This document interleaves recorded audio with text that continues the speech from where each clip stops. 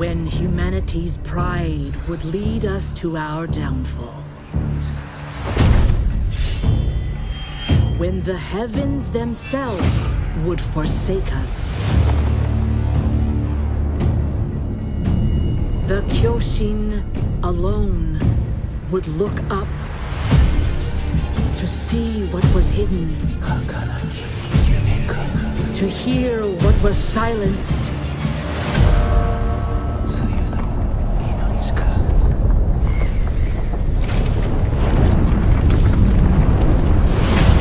To cherish what was about to fade.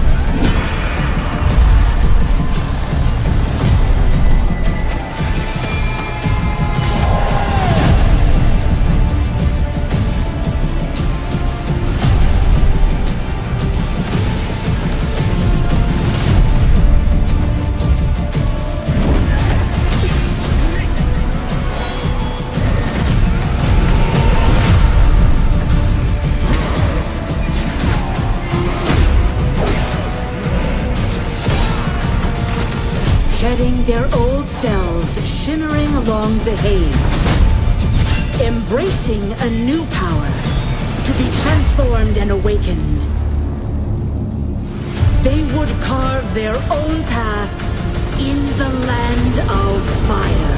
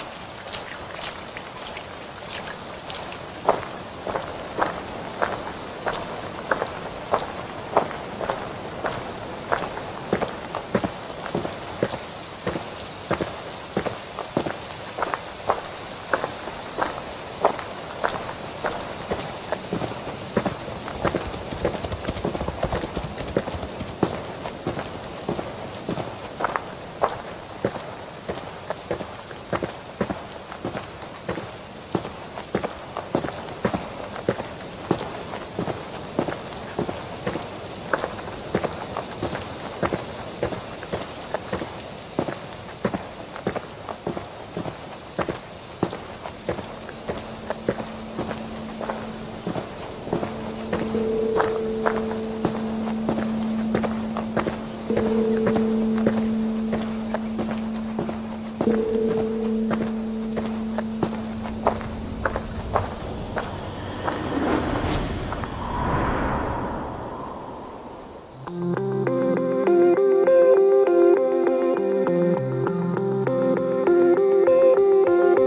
the disability community, we have a saying, nothing about us without us. It's to say our rights, access, and inclusion in the world can't be met in proper or full ways without direct involvement. It's as true for gaming as it is access to a building. It's really important to us that we work with the community to improve accessibility. By not just involving, but valuing players and developers with first-hand experience of disability, we're much less likely to make mistakes in our approaches. Even if our efforts are well-intentioned, they might not really reduce a barrier or contribute to stigma. We're really thankful and proud of the community for their contributions. When I was working with Ubisoft on Watchdog's Legion, we got to sit down at a table going through ideas on how a feature could be used, like the directional captioning, or what kind of information could be on the screen at the same time. Whatever could be removed. There was a lot of going back and forth to make sure there was no confusion. It was great how they were double-checking to make sure they got it right. I grew up waiting for accessibility to be something companies can talk about. Watchdog's Legion's Play As Anyone innovation brought with it a promise of diversity and inclusion that inspired our team to make accessibility a core pillar of our design from the very beginning. The game offers a visualized sound effect system that captions hundreds of ambient world and gameplay sounds, from birds singing to footsteps to cars accelerating or crashing, each prioritized by context and spatialized with a directional indicator. The Watchdog's Legion's team is extremely proud to have achieved this new level of accessibility. But it's only the beginning. Games that are truly accessible to everyone will require continuous innovation and effort, and I look forward to seeing today's innovations become tomorrow's standards. On Assassin's Creed Valhalla, we started working on accessibility features very early in the process. We have options for players to choose their text size, but also the text size of the subtitles. You can add a background to your HUD elements to make sure the contrast is good for you. We can adjust the icon size also depending on your gaming setup. We want to make sure you get the most out of it. Ubisoft's goal is to make games that enrich our players' lives. And key to that is making games that are inclusive and accessible to all. What we've seen is that by talking to the community and learning from each other, our teams are really inspired to innovate and find solutions, striving to challenge themselves and always improve.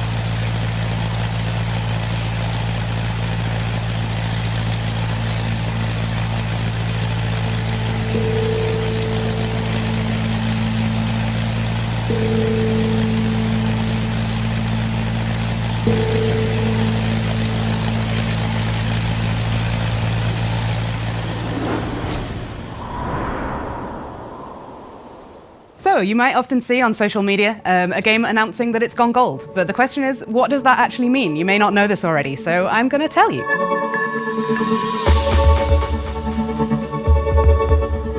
So when we say that a game has gone gold, it means that the game has been approved for manufacture. So that can be Sony, Microsoft, Google, Amazon, Nintendo, whichever platforms we're targeting for that specific game. The game is fully playable, it's stable, it's got a decent level of performance, and everything's basically working. And also that we've passed all of the compliance requirements from those first parties, and they have basically said, yep, off you go to manufacture. And then we start making the discs from there. So the term going gold comes from when this was all done on physical discs. It's digital now, but when this was physical discs, the ones that were sent to the manufacturer companies with that version of the game on that has been given the thumbs up, they were gold coloured, and so we still use that term today. So when we go gold, it doesn't mean that all the work is done for the team. We usually go to manufacture about 6 to 8 weeks before launch, so there's some time there that we can use to properly polish the game and fix things like stability and little niggly issues that might impact the gameplay when we go live. So one of my best memories from shipping a game is when we were working on the Division 2, and we decided quite last minute there that we wanted to make some improvements to the onboarding and tutorials right at the beginning of the game. So what that involved was me running around the office, just speaking to people, trying to see what was possible, what was safe to do, what changes we could make that were really going to improve everything. And it was great to be able to work that tiny bit of magic right at the end that was going to improve the experience for everyone. So when a game goes gold, that's quite a big milestone for the team. It means that something that they've been working on for quite a few years is almost ready to go. So remember to give them a shout out when you hear a game's gone gold. It means that we're all really excited to see you get your hands on the final product.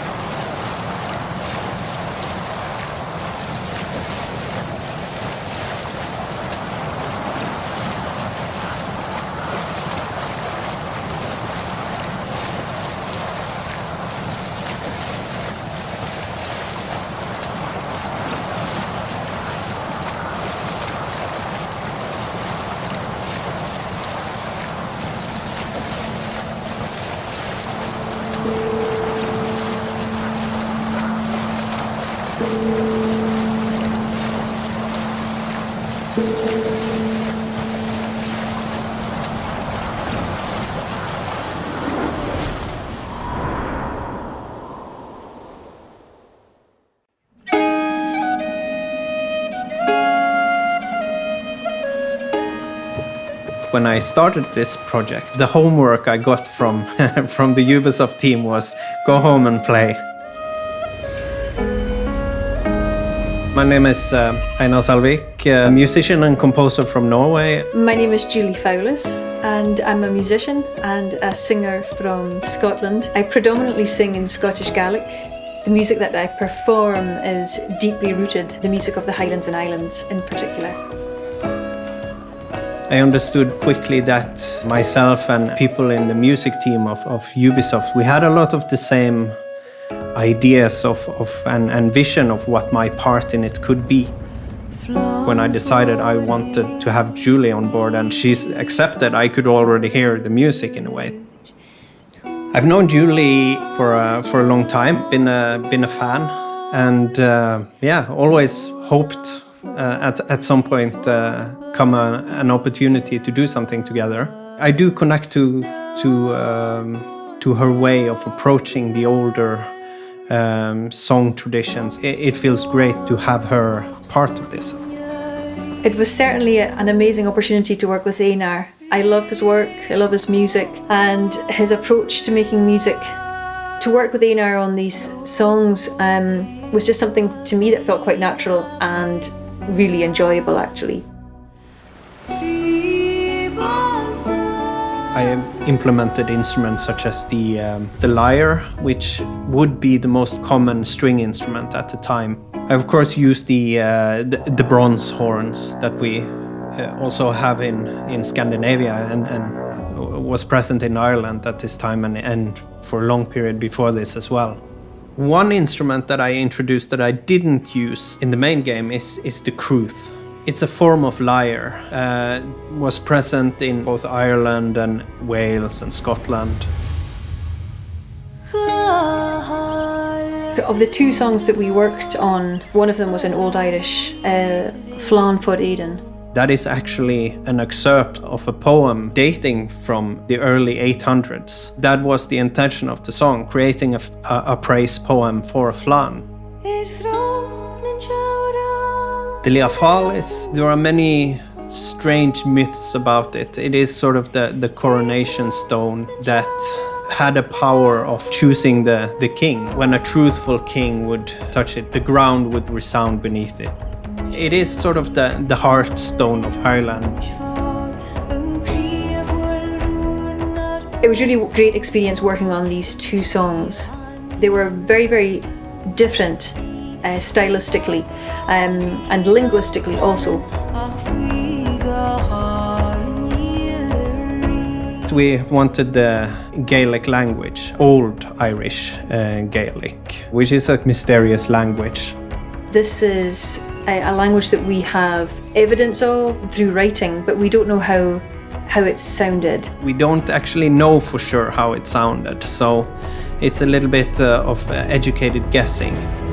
The legend is that the stone will bring woe, but the song claims if Ireland came to peril, the stone would rain a storm of wonders. But Ciara is a very important character in this story. Ciara means the dark-haired one, and it was challenging for me too. I had to adopt the voice of this amazing character who's a very, very strong character. But it was really incredible recording the voice parts and being directed in real time from Canada.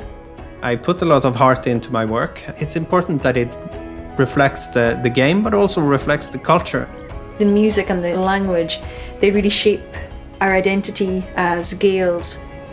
It was hugely satisfying to work on the music, and actually for me it was a great way to channel some creativity during the pandemic.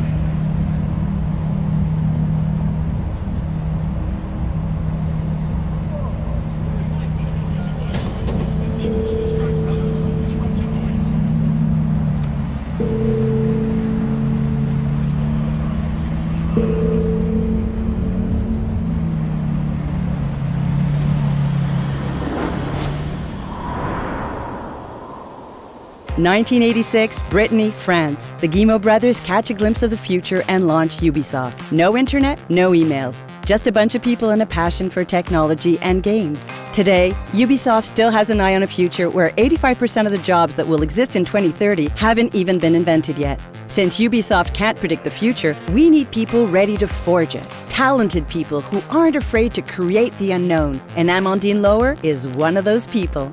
This is Amandine. Coucou. She hates interviews. Or about that. But we'll find a way, because it's worth it. I could tell you she's a junior developer or graduate of a video game school, but I won't, because she's not. Instead, I'll tell you the story of an unexpected career path. Well, I'm the narrator, by the way. I don't really exist, but I know Amandine and I know Ubisoft. She'll correct me if I get anything wrong. I can do that. Amandine loves arts and crafts. She draws illustrations and character art. She can crochet tiny cute animals. She studied languages at the University of Chambéry, France. She lived in New Mexico and Japan. In each new place, she started off from scratch, totally lost, barely understanding a word, and she loved it. I can't say it was always easy, but I love developing new skills to get out of tricky situations. This is Peo. He hates turning his camera on during calls. But I'll make an exception for you. But he'll make an exception for us. Peo is Amandine's first real boss. He recruited her in 2016 for an internship in communications, even if she didn't have a degree in communications. She seemed daring and resourceful. He trusted her immediately. And yes, Amandine plays video games, but lots of people at Ubisoft play games. Many don't, and that's just how Ubisoft likes it. Amandine managed Ubisoft's internal weekly newsletter. She felt this job was a perfect match for her independent spirit and her taste for new challenges. But she'll never forget Peo saying, "Push the button, Amandine. It will only be sent to 11,000 people." It's 20,000 now. Props to Maureen, she's now the one in charge of sending the email. Easy peasy. This is Colleen. She's a content communications manager. She helped Amandine build on what she learned with Peo when she hired her next. She wasn't afraid to break with convention, and I really encourage that. Because it provides a new way of doing things. Amandine started organizing conferences and writing speeches for Ubisoft speakers. She was learning something new again, and she loved it. I know it sounds weird, but she's telling the truth. I love a good challenge. But in Amandine's head, a little seed had been planted. An idea was forming. She was so close to the people making the games she loved. 2 years later, it became clear. She wanted to be a line designer. Amandine reached out to Elizabeth. She was leading teams of line designers at the time. The way she talked about the game she liked was so passionate and professional.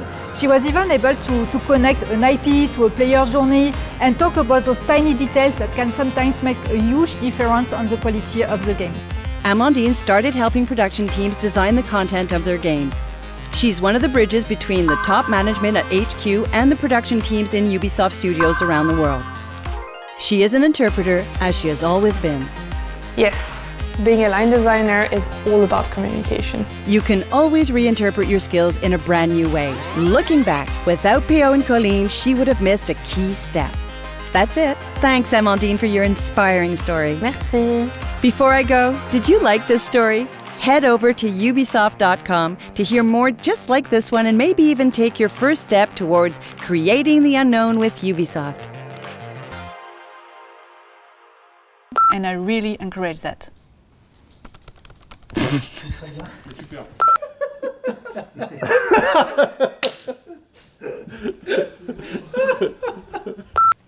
Easy peasy.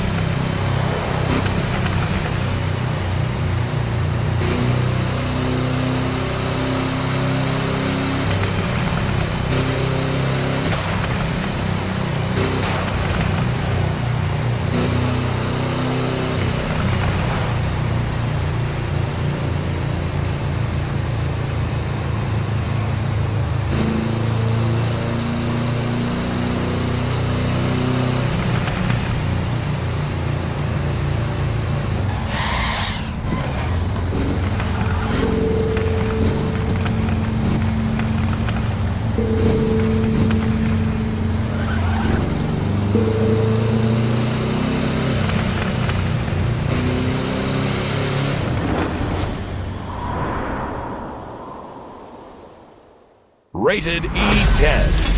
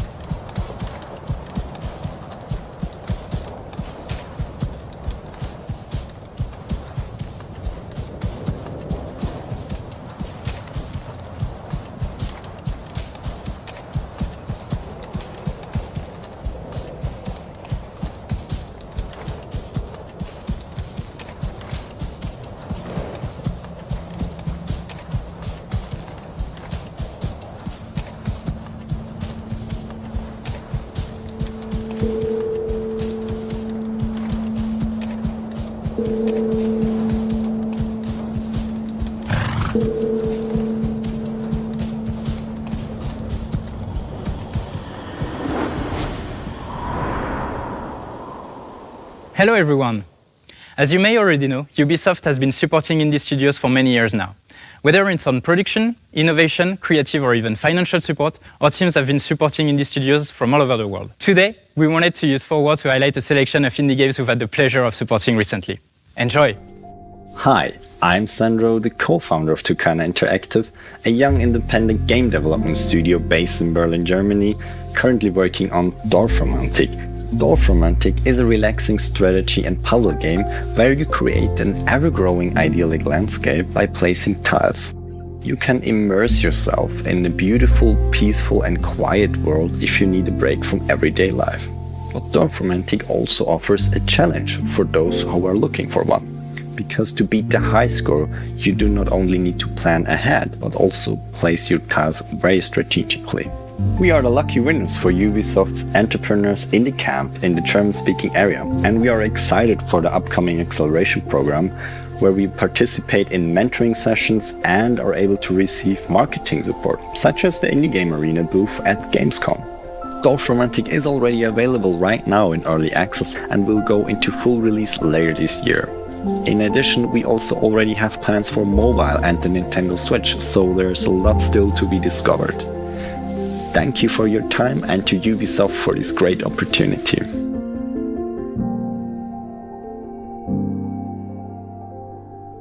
Hey y'all, so I'm Min Taylor. I'm one of the co-creators of Bravery Network Online, a game by Gloam, which is our studio. Bravery Network Online is a turn-based strategy game. You've got a team of 5 fighters. You're playing against an opponent's team of 5 fighters. And they are, a little bit gay. But if you're not gay, that's okay too. I think that it's a really, really fun world, and I think that the competitive play of it is really solid. We've been working with Ubisoft for a little bit now. We actually are the winners of Ubisoft's 2019 indie series run by Ubisoft Toronto. They've helped us out so much over the years. They've given us press support when we launched into early access. They connected us with different folks internally who could help us out, and even to folks outside their company. We have a pretty vibrant Discord community and a lot of folks who've just been enjoying the game, and we're really appreciative of that. Bravery Network Online is in early access now, so feel free to pick it up and send it to some friends. I would really appreciate that very personally, so thank you. Bye.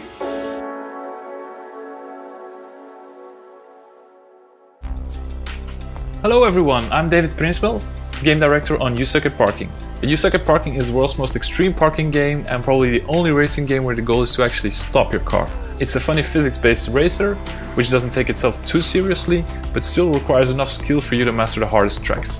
We crashed into the Ubisoft design team a while ago and we had some great discussions on You Suck at Parking. They gave us actionable advice and great feedback along the road. And they've been championing the game ever since, so we're super grateful for them.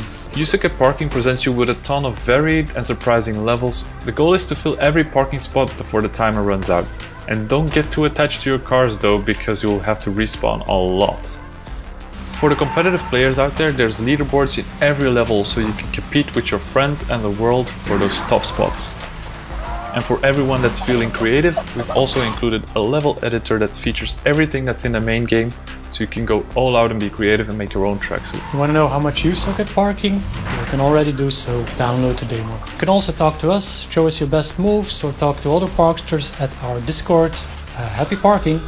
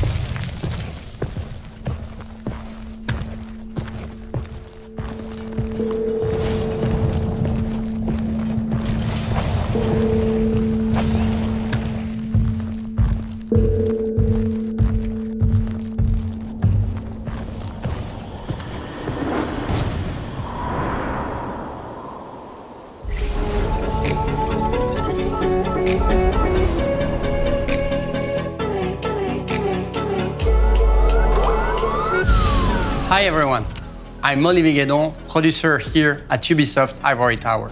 The Crew 2, launched in 2018, reaches its 3rd anniversary. It's been a very intense year, with multiple content deployment. Every 4 months, a new season, and every 2 months, a new episode. We delivered all the content announced 1 year ago, and for this, I would like to warmly thank our teams here at the studio for their work and commitment despite the COVID-19 context.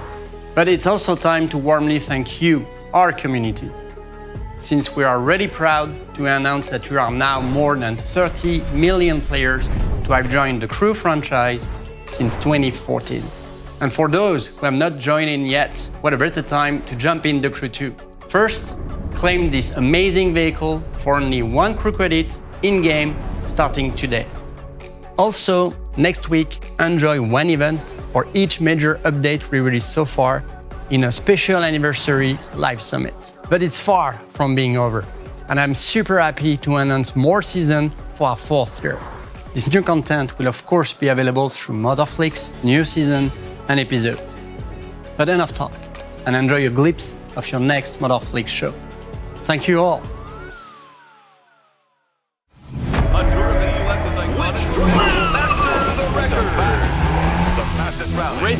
the clock. Welcome to special number 1 of the U.S. Speed Tour East around New York City, the Big Apple. Daytona, Florida, speeding along the world's most famous beach. What a perfect day here in Miami. Fans are gathering, drivers are ready. Hey, I think we're going to have a great race today. I cannot wait for this season to get started. Each new season brings a fantastic feeling. The fever, the hope, the excitement. Getting ready. And I guarantee you that they are ready to make the show. Who will be the fastest to go? The U.S. Speed Tour East is about to start. It's probably the biggest race of my career. What a mess out there. Are you ready? The clock ticking. Go, go, go. Check that one out. Leg of the final stage. New York, New York. Watch the drivers go for it.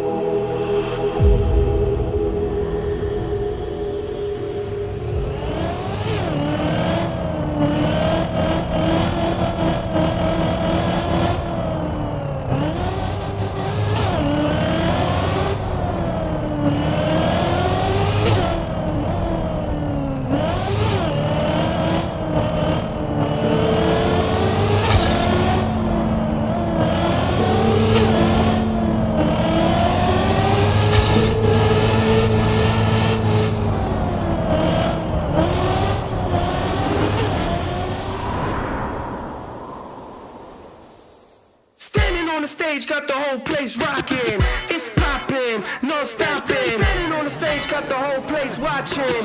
Vacation, hotel hopping. I'm a big deal, I'm a big deal. I'm a big deal, I'm a big deal. Standing on the stage, got the whole place rocking.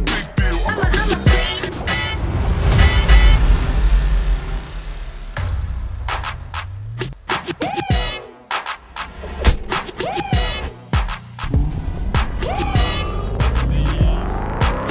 This car rustles my jimmies in a way that jimmies should not be rustled by a car.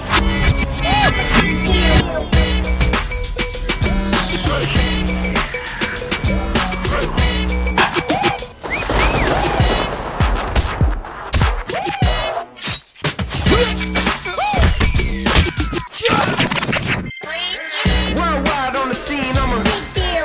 Everybody know me, I'm a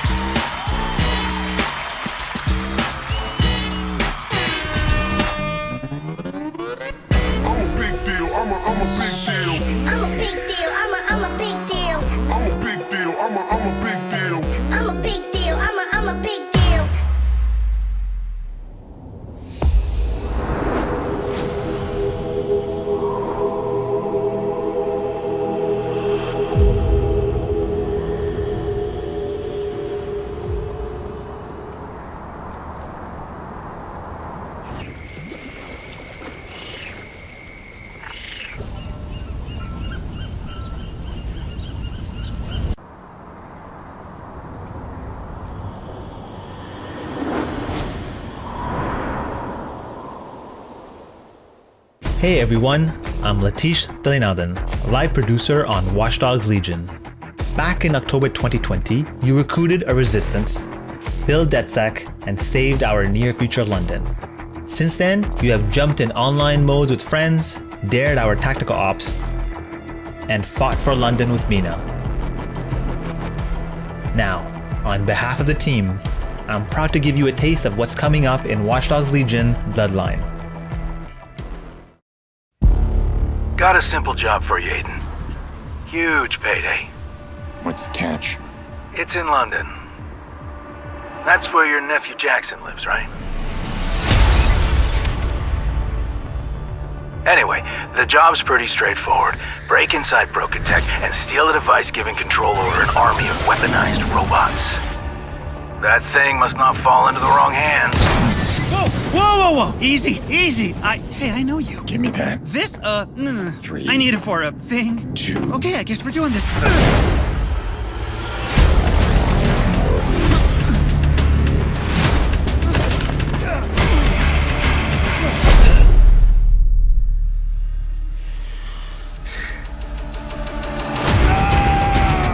All I need is that little device stolen by your partner. The one in the stupid mask? I can find him. I just don't think I can trust you without some insurance.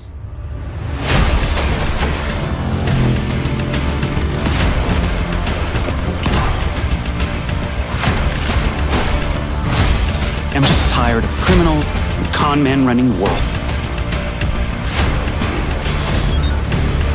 I need you to pay attention.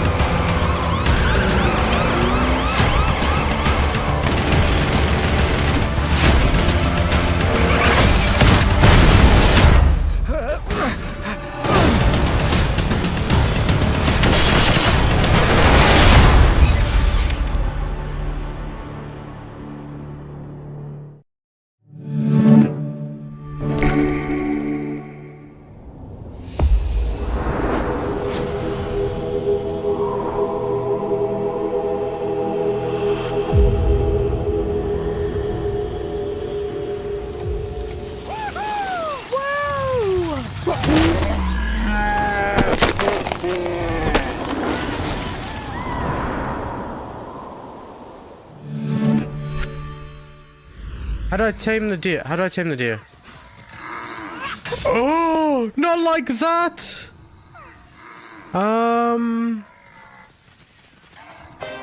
My bad? Now I feel bad.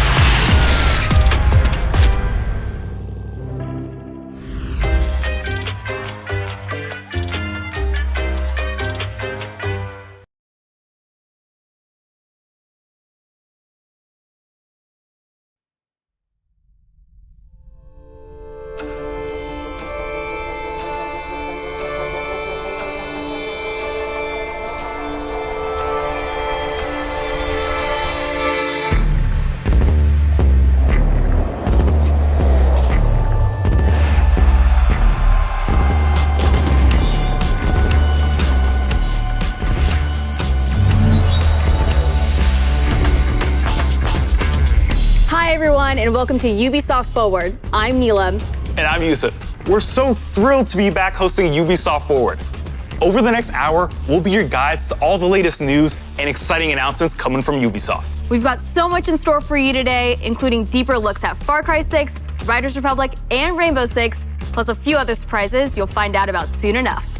Neelam, I'm excited. We're filming this together. We got this gorgeous set. E3 is back. But I know why y'all are here. You want to see games, so let's get right into it. The Rainbow Six operators are facing off against an evolving and deadly threat. You'll no doubt have noticed that the alien parasite has spread to new areas. It's time to suit up and step into the containment zone. Here's a deeper look at Rainbow Six Extraction.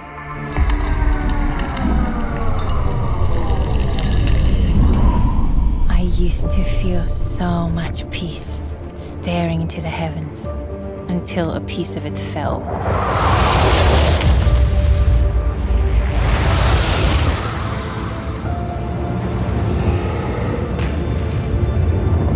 And the nightmare began.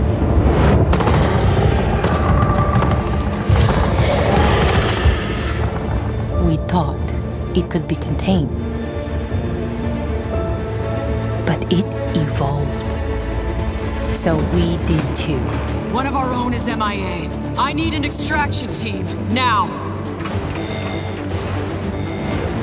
If there's a way to stop them, you will find it. But I know you will find me first.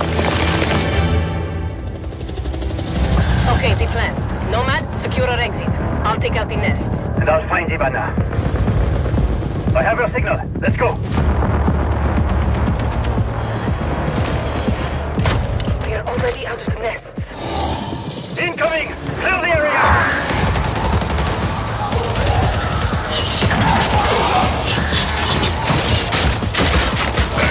Stand back!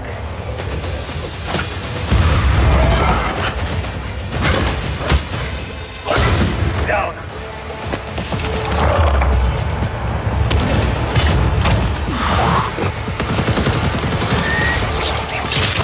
Clear. Let's move out.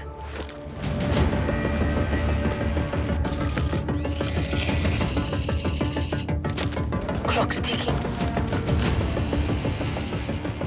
I found her. Ivana, hold on.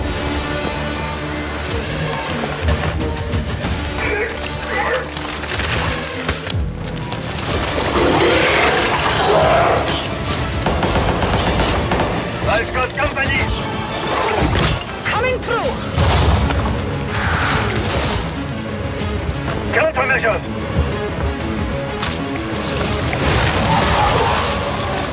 Check. Make for the exit. An apex! Get down!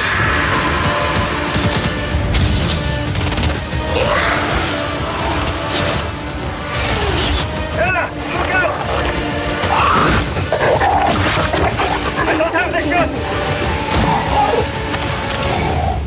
Not so fast. Target the breacher!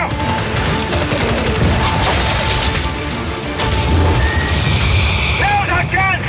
Nomad, blow the door! Cover me!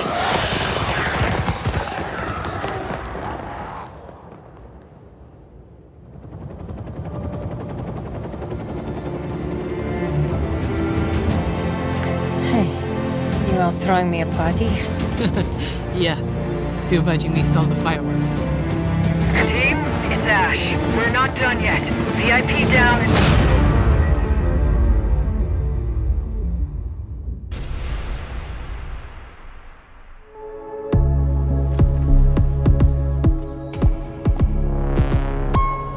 Now, I know you must have a ton of questions after seeing that trailer, and we have answers as well as a full gameplay walkthrough coming up, so hang tight. My name is Richard. I'm a resident community developer coming to you from North Carolina. We're thrilled to be back to give you an introduction to Rainbow Six Extraction. With me today in Montreal, I have Bruno Lalonde, our lead technical director, and Alicia Fortier, game designer, to help walk us through. Alicia, what can we tell our players about Extraction? Extraction is a 1 to 3 player co-op experience. You might think you know what you're getting into since there's going to be some of your favorite Rainbow Six operators, but it's going to be completely different because this time you're not fighting against each other. You're coming together to face an unprecedented, evolving alien threat. Some of the operators' abilities, gadgets, and tech should feel familiar to Siege players, but this time, as you progress through the game, you'll unlock new ability upgrades and a whole new arsenal specifically designed to take on this new threat. So the operators we just saw in that trailer are very familiar, but what happened to Hibana? She got captured. In Extraction, you're always putting it all on the line. If your teammate falls during an incursion, you're gonna go missing in action. You can't play MIA operators until they're safely recovered. You and your squad are gonna have to come back together to get back in there and get them out. Every time you go in the containment zone, you risk losing all your progress and upgrades. So stay on your toes and weigh every move you make. Balancing that risk and reward scenario is going to be tough. Bruno, can you tell us a little bit more about the alien threat? What is it? Who are they? And where do they come from? What we know is the Archeans are an evolved form of the parasite that was first detected few years ago during the outbreak event in New Mexico. But a lot have changed since. The parasite has spread to 3 new regions, emerging in several containment zones within New York, San Francisco, and Alaska. This is what we know so far. Within the containment zones, the alien ecosystem is in a continual evolution, as incubation nests and their sprawling tissue spawn procedurally, taking over different areas of the map in reaction to the player presence. The parasite is always spreading, always evolving, but it didn't look too happy about the operators disturbing their new home. What are we facing off against? Well, the black goo-like sprawl is probably the first thing you will take on. It spreads to the map once your presence is detected, slowing progress and helping the Archeans. Some of the other threats you may have seen in the trailer are the long-range spiker, the explosive breachers, the shape-shifting tormentors, and the apex. There's a lot more species of Archeans and mutations that have been observed. More to come on that very soon. Thank you both so much for joining me. I'm really excited to dig into more of the details. We still have crossplay to talk about. Yes, that's right. Extraction will bring everyone together regardless of the platform. And for our Rainbow Six Siege community, we have exclusive unlocks for you in both games. Okay, you've been waiting long enough. Let's take an exclusive first look at some gameplay footage. Here is Rainbow Six Extraction.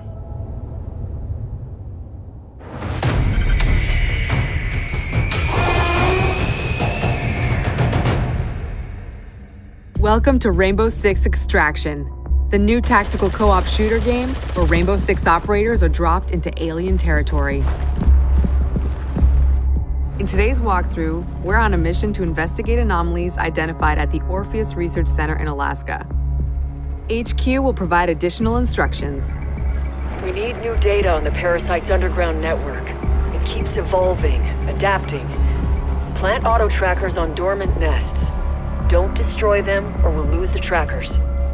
As a squad of 3, Ella, Alibi, and Sledge will use their operator abilities to complete objectives, assist each other, and obliterate Archeans in their way. Drone spinning up.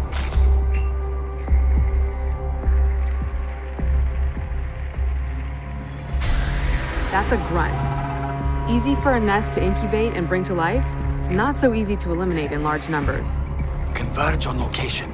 Nice and quiet. The enemy reacts to intrusions in their ecosystem, including operators. Eliminate my target. So stealth tactics are the way to go. Visual on nest.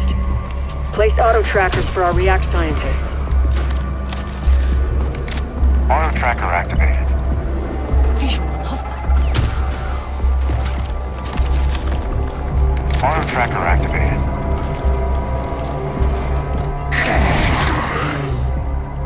The parasite generates sprawl, a substance that connects the whole ecosystem. Alert an Archean, and a nearby nest wakes up too. Archeans move faster and sprawl, but operators get slowed down. Take my guy out. The squad can use their react light to see bioluminescent properties in Archeans and in the environment. The contrast helps to better identify targets.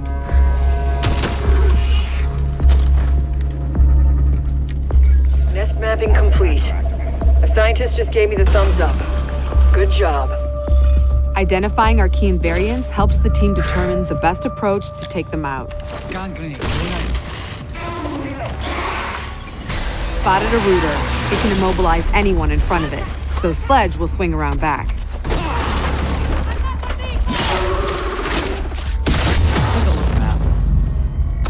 Get out of there before the swarm appears. Don't push your luck.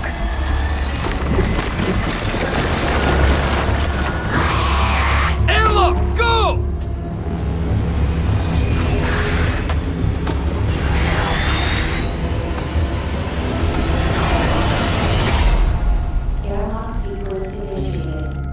That was close. Here, the team can regroup and resupply. Airlock doors will open onto the next subzone, which will be tougher than the first. We need tissue samples from those Archies, and we need them gone. Use your react blade.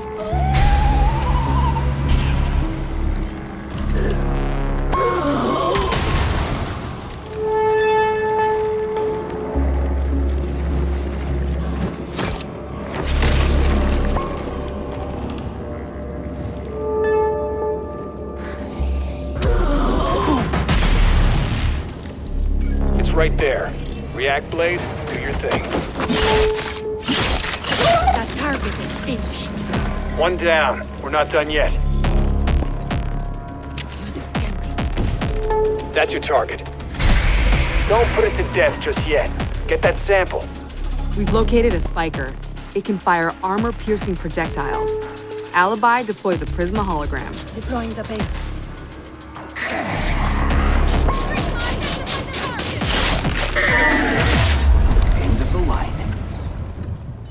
The squad can use React tech to go further in incursions. The more intel they collect, the more tech they'll have at their disposal to fight off this threat. It's all about teamwork to outsmart the enemy. Barricade that spot. Reinforcing the wall. Creating a choke point is a good idea to increase the arc mine's efficiency. Eyes on hostile!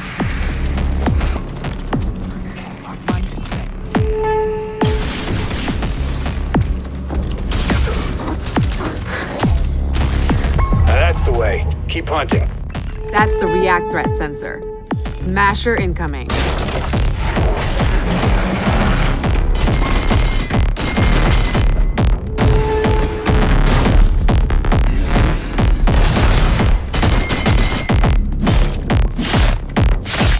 Wow, that did it. Take out the leader, no leader for the Archies to follow. Another objective completed. The squad can either exfil at the extraction point to bring home the latest intel, or move to the next airlock. The third subzone will be the most challenging yet, a true test of both tactical team strategy and operator reflexes. Some Archeans are responding to an elite as if they're communicating. No way we'd let them mobilize against us. Hunt them down until the elite comes out of hiding.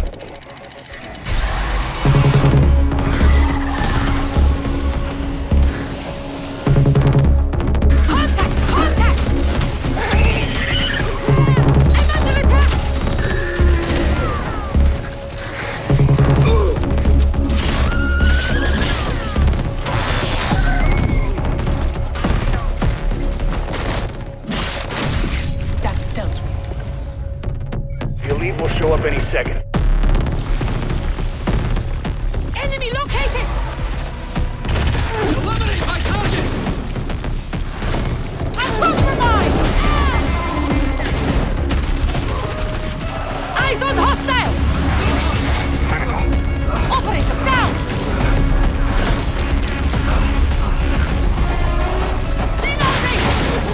We have an operator in stasis. An operator is now MIA. I don't know if you can hear this, but we're mounting a rescue. Hang tight.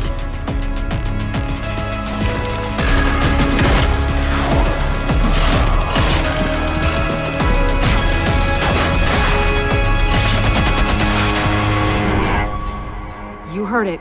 A rescue mission is underway. React still needs you.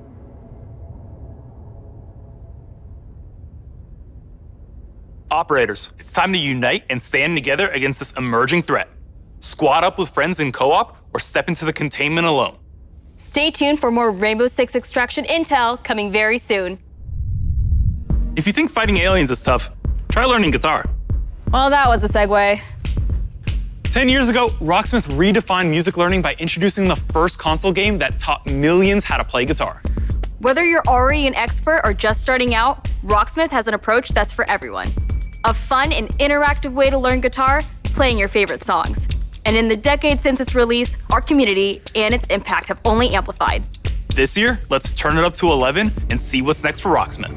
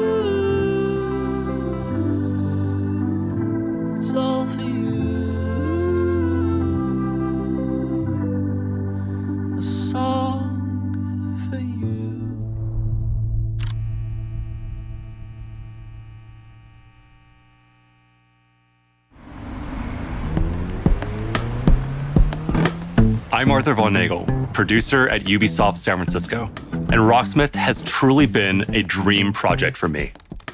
As a lifelong gamer and a touring musician, Rocksmith is what I wish I had when I started learning music. And that's why I'm thrilled to share the next evolution of music learning, Rocksmith Plus, a new interactive music learning subscription service available this year. Learn how to play guitar and bass by playing along to master recordings of your favorite songs. Connect your instrument to your PC, console, or mobile device and get real-time feedback as you play. Connecting with Rocksmith Plus will be easier than ever now that you can use your phone as a microphone. Download the app, log in, sync to Rocksmith Plus, set it down, and play along. Now, acoustic players and electric players with amps can use Rocksmith Plus with no extra gear needed. It's a game changer. And we're excited to reveal Rocksmith Plus will have a huge amount of songs at launch. All songs in the library will have chord charts that'll be perfect for rhythm players who want to learn the foundation of a song to hum and strum along to. We'll still have the note-for-note, authentic arrangements for players that want to play songs exactly how the artists originally played them. And each week, we'll release a steady stream of new authentic arrangements to keep growing that portion of the library. We're also introducing the Rocksmith Workshop, a new tool that lets users create and add their own arrangements for songs we've licensed. Your subscription will give you access to all those songs. More content than ever before, including genres beyond rock. We'll have pop, hip-hop, country, Latin, R&B, all sorts of metal subgenres. We'll have music from all over the world, from big stars to indie darlings. It's the most diverse song library ever seen in music learning software. Rocksmith Plus will still have our proven practice features like adaptive difficulty and riff repeater, which let you practice and learn at your own pace, or slow down and repeat tricky parts until you master them. We've improved those features in Rocksmith Plus and are introducing new ones. Beginner and intermediate players will benefit from more personalized learning, thanks to an enhanced recommendation system and more robust progress tracking. Players won't just see their growth on a single song.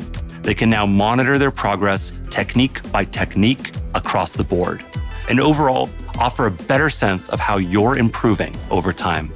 Advanced players will be happy to know we're introducing a new Rocksmith tablature view. That way you could take advantage of Rocksmith Plus's song library and practice tools in a format that's familiar and one that will hone your tab reading skills. We're excited to announce that you can register for a chance to participate in our closed beta right after the show. Visit our website at rocksmith.com to get an early look at Rocksmith Plus and help us test and create the future of music learning. Thank you so much to the amazing fans who have enjoyed and supported Rocksmith over the past 10 years. Let's jam together with Rocksmith Plus for another 10.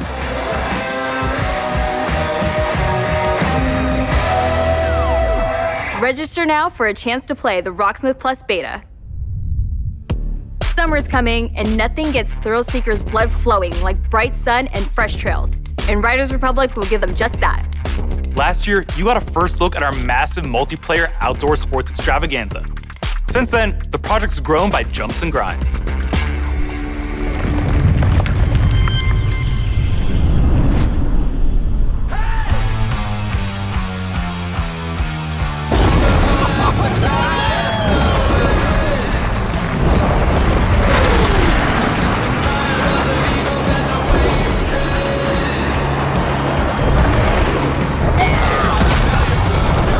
Greetings, thrill seekers. This is the Riders Ridge, the Republic's stomping ground.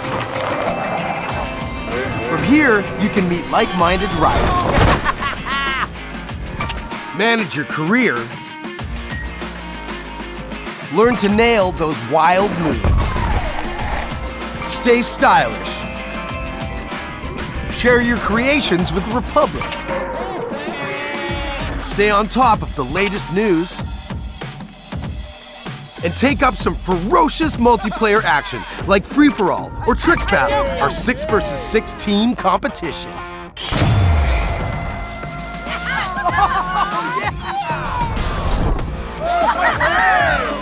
So, here's how it works.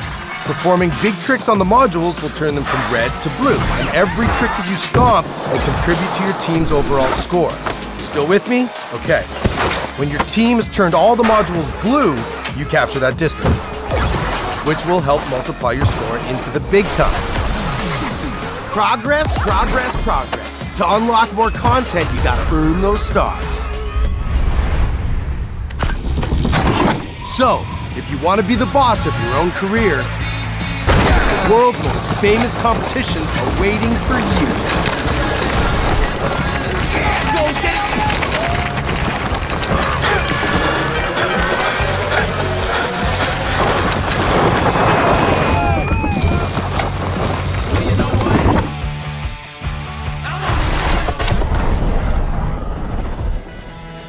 Now, some might say the best parts of the Republic can be found in the city playground. We've got modules that you can slay for days.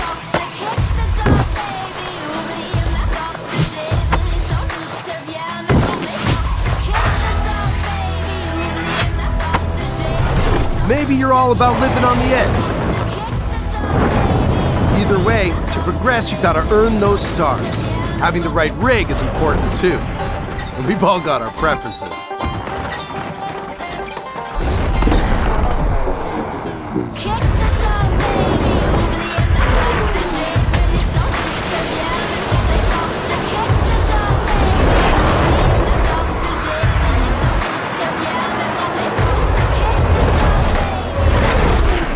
All right, I get it. Sometimes you just want to explore and bathe in nature.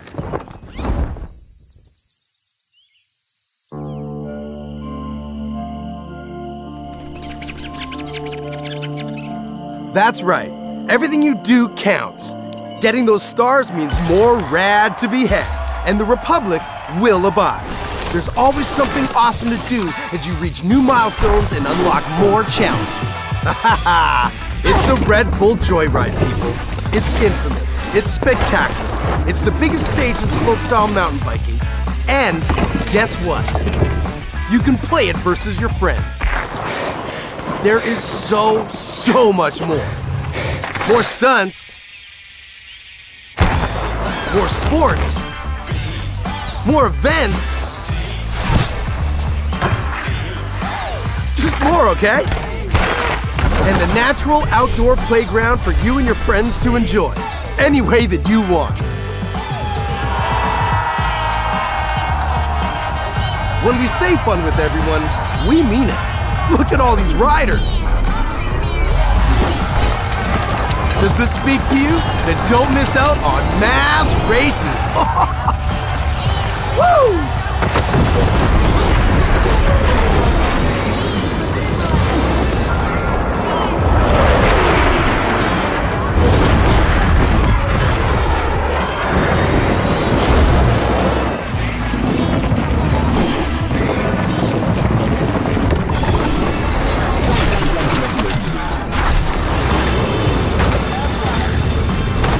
The Republic awaits you, Ryder. See you soon.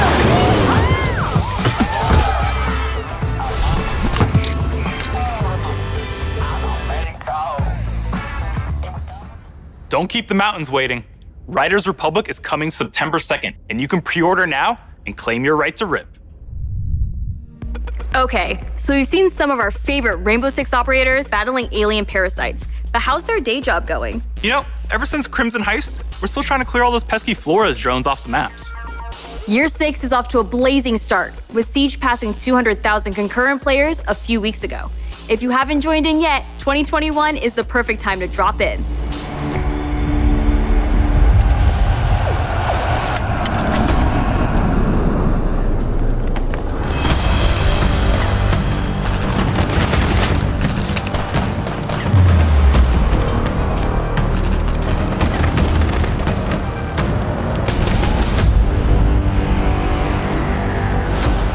Six years into our journey with Siege, we are humbled and grateful for the enthusiastic community that has supported this growth.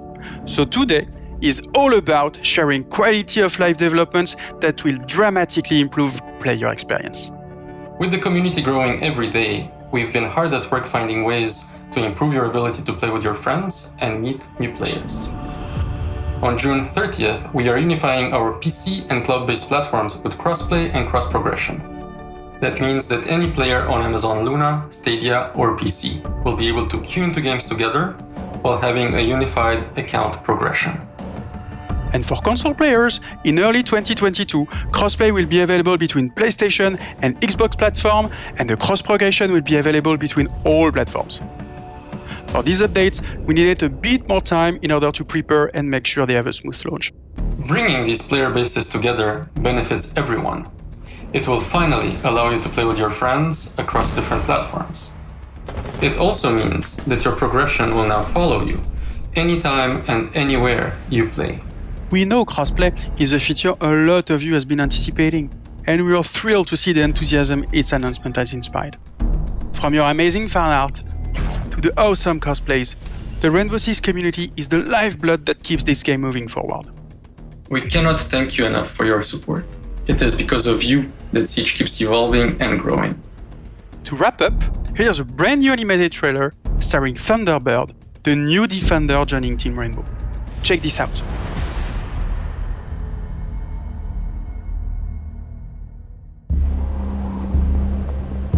Ready?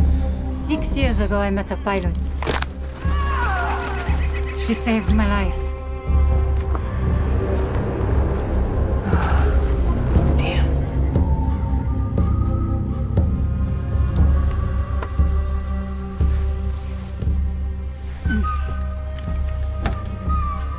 That symbol, what does it mean? This jacket was my father's. Dagu Wakan, Wichachpi. The Creator's star has many meanings. Love, wisdom, bravery. Suits you. Listen, I need to get this bird in the air. You try to get some rest. You're the boss.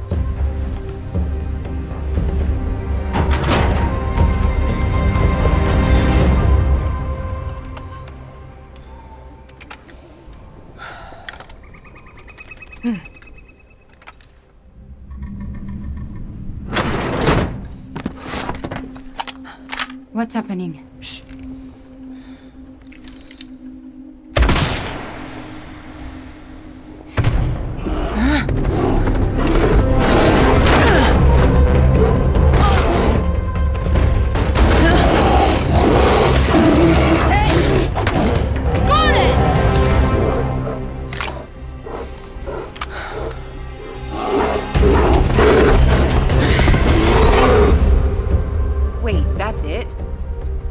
Next.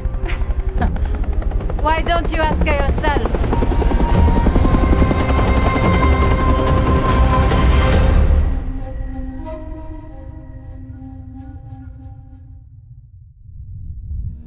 New projects aren't the only things to be excited about this year. Take a look at the incredible updates coming to our live games in 2021.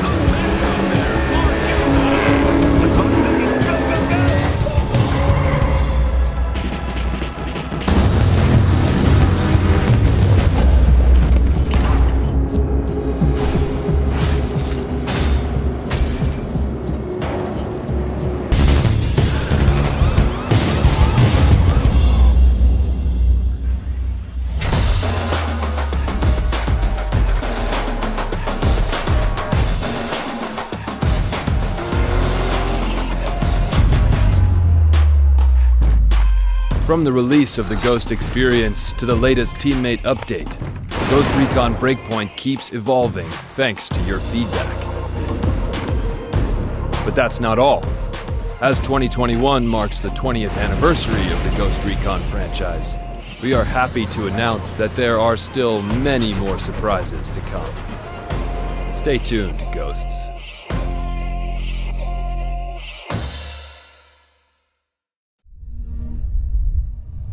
Just Dance has always been about connecting with friends and family.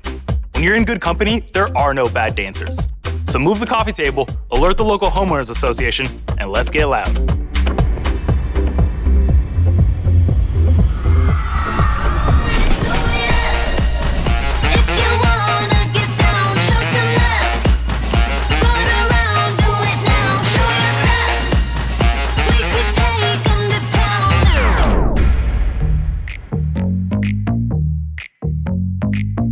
Hello, my name is Todd Rickall, and I'm a singer, dancer, actor, director, and choreographer. I am super excited to announce that my song, Nails, Hair, Hips, Heels, is going to be a part of Just Dance 2022. Legs, face, eyes, thin waist, thick thighs, you, me, you, wish, new phone, who, this.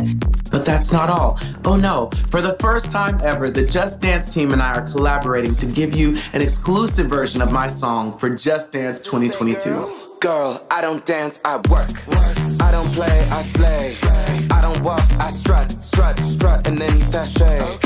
To me, Just Dance allows people to express themselves through dance and to celebrate who they are and their individuality in such a fun way. Just Dance has transformed millions of lives, and I hope that this song brings you all so much joy, whether you're dancing alone or with a group, to work out, or just to have fun. It's going to be a great time, and I can assure you, you will not just play, you will absolutely slay. The new lyrics were handcrafted specifically for Just Dance, and let me tell you something, they're full of sass because, you know, they were written by yours truly, but I guarantee they are going to give people so much confidence. That's the reason why I wrote Nails, Hair, Hips, Heels, and now it's been Just Danceified.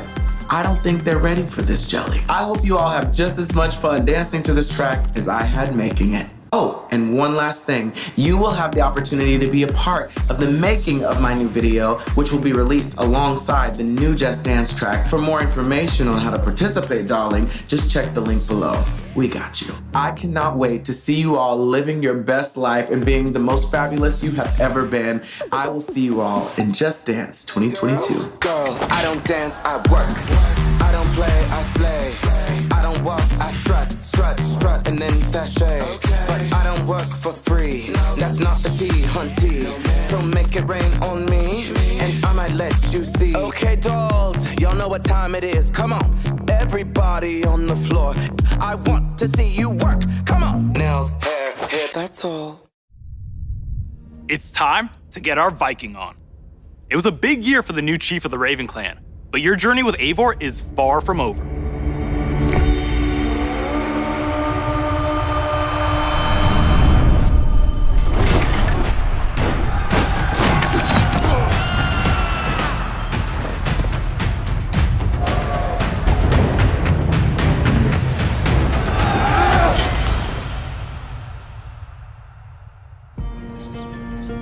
In November 2020, we released Assassin's Creed Valhalla.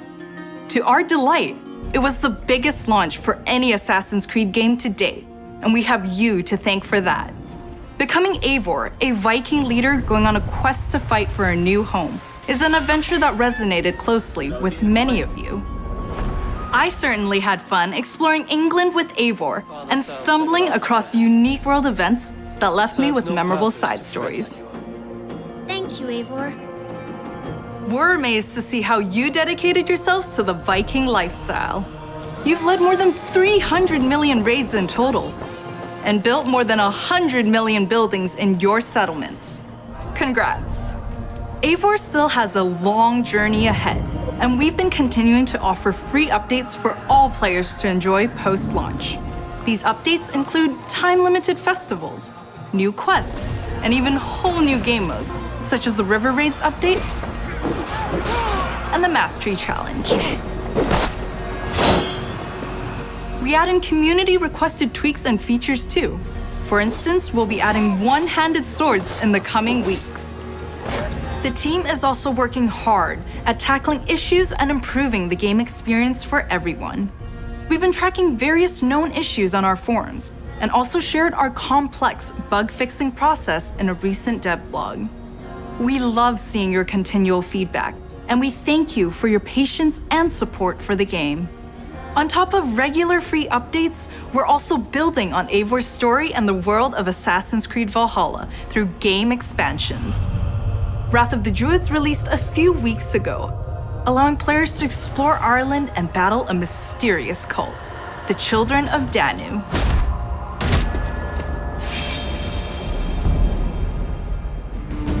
In our second upcoming expansion, you'll get to relive the Siege of Paris. This is the most ambitious battle in Viking history, taking place in war-torn Francia.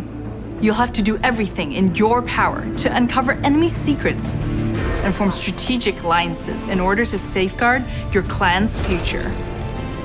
Players may be excited to learn that black box infiltration missions are returning. This means you're given a goal for a mission, but how you'll achieve it is up to you. Expect new abilities, weapons, gear, and of course, new enemies. Watch out for the Siege of Paris coming this summer. Assassin's Creed has long focused on the exploration of history, and we are happy to announce that the new Discovery Tour will be released this fall. It will be free to all who own Assassin's Creed Valhalla. Explore the world and take a deeper dive into the history of the Viking Age. The team has crafted a new experience where you'll get to play as people during the time of Vikings and follow them in their endeavors, big and small, while collecting exclusive rewards. Whether you're an Assassin's Creed fan with a heart for history or a student looking to supplement your knowledge, the Discovery Tour Viking Age will have you covered. Assassin's Creed Valhalla doesn't stop here. For the first time on an Assassin's Creed title, we'll be supporting the game well into its second year. While this year will be a very active year for the game, we're already working on more expansions for next year. Something tells me that Eivor is not done with Odin yet.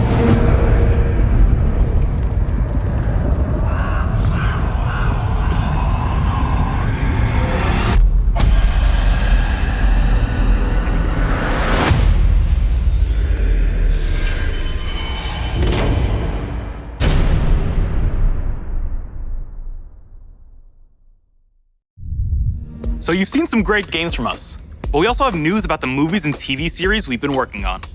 Our Ubisoft Film and Television team has some exclusive content to share. Up first is Mythic Quest, the workplace comedy set in a game development studio that's streaming on Apple TV+. If you haven't watched the second season yet, here's a look at what you've been missing before the upcoming season finale. Why do you have goosebumps? This is an involuntary reaction to Being inspired? I was emotionally manipulated. What's the difference? That's it. Except make it about me and not the world. I feel really seen and heard. I don't want to see you or hear you. She played us to get what she wanted. She inspired us. She emotionally manipulated us. What's the difference? Up next is an exclusive look at a new trailer for our feature-length movie, Werewolves Within. It's a whodunit with teeth that'll be coming to theaters June 25th and on demand July 2nd. Hello, everyone. I am Josh Rubin, the director of Werewolves Within. And I'm Sam Richardson, the star of Werewolves Within. Werewolves Within was based off a Ubisoft game, and we're so excited to bring you an exclusive look just for you. Check it out. Dr. Ellis? I told you, she's probably tanked. Touch this door again, I'll shoot. Again. Dr. Ellis? Hey, getting lost, please. Look, we need answers. It didn't disappear. What did you say? It didn't disappear. Shh. What? It's not Emerson Flint. It's one of you. What the hell is that supposed to mean? Okay, well, what did her eyeball say? Look, we don't understand. Could you just please come out? I'm afraid I can't do that, Ranger Wheeler. You could be one of them. What is it? One of what?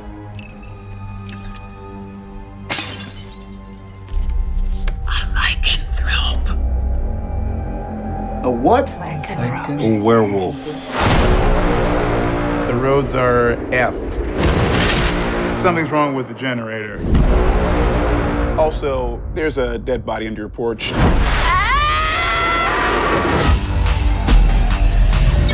Yes! I'm gonna go get a croissant. Out of curiosity, who is packing? We having a good old-fashioned sleepover. With guns, though. With guns, yes. Everybody's going, how the heck?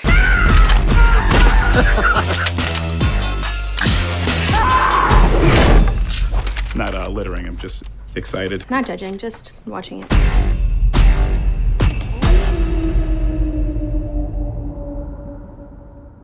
Follow Mythic Quest on Apple TV+, and be sure to catch Werewolves Within this summer, in theaters or on your on-demand platforms. No hero story is complete without a great rival to match them. After all, even the most vile tyrant is a star of their own narrative. When it comes to memorable villains, no one does it better than Far Cry.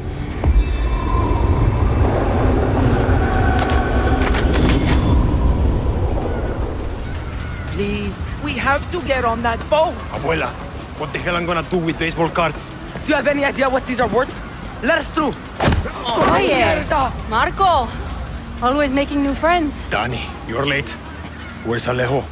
He gave up his ticket for his family. Bullshit. Alejo is an orphan. Alejo's not going anywhere anymore. Come on, Marco. Let them on. Vamos. Good man. Gracias. Boxing cow.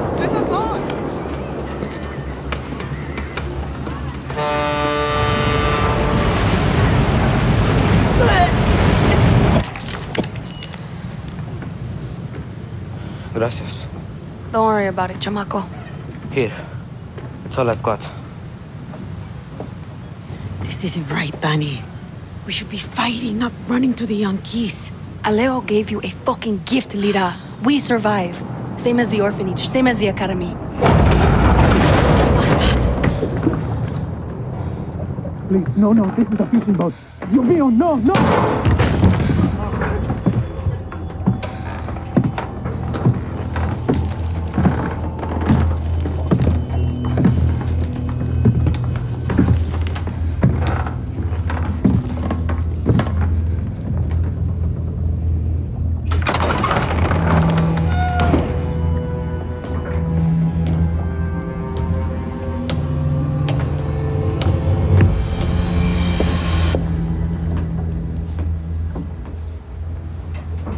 Before he was El Presidente, mi papa loved to fish.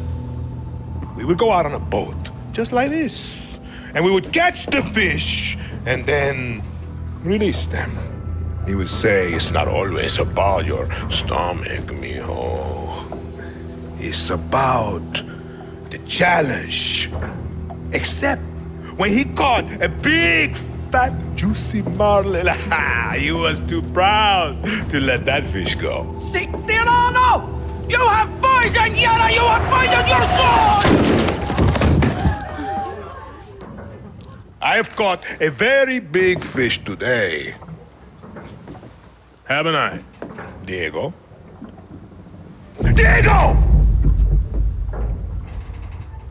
No way. I have caught you, mijo. Now it's time to bring you home. I don't want this anymore, Papa. We have no choice. Let them go. They can work. Make Viviro. Truth or lies? Truth. They could be good workers. They could help rebuild paradise. But if you wanted them to live, you would have never set foot on this fucking boat. 13 years old. And Diego has such compassion for his people. These fish, we will catch and release.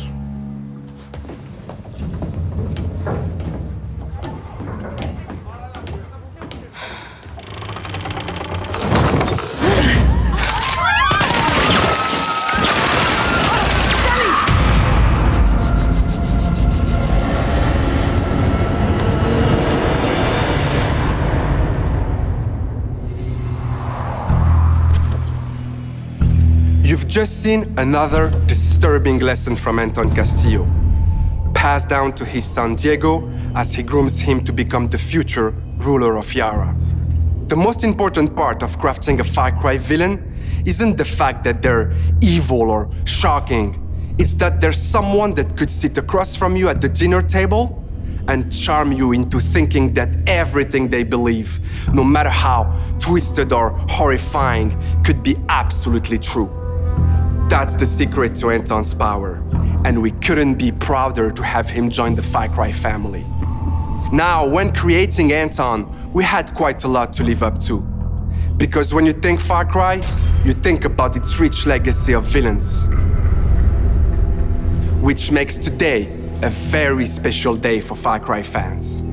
Not only did we get to see into the mind of Anton Castillo, we finally get to unveil some of our post-launch plans. Our dream was to honor the Far Cry villain's tradition and introduce a brand new experience. It is time to see the other side. Go further down the rabbit hole, and it's up to you to find a way out.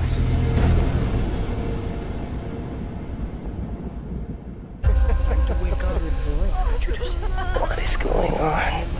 Who's watching? My, what a happy family. RJ, tell your mother and sister to... You are alive. That is all that matters. What the fuck? Peekaboo, motherfucker.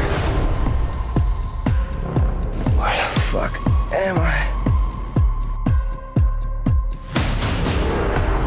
I too am a king who isn't afraid to slaughter to get what he wants. In my way! Is this a test?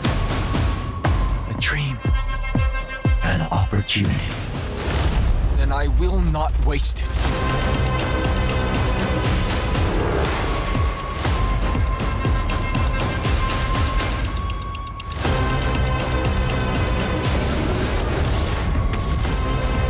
You are beyond salvation. Did I ever tell you the definition of insanity?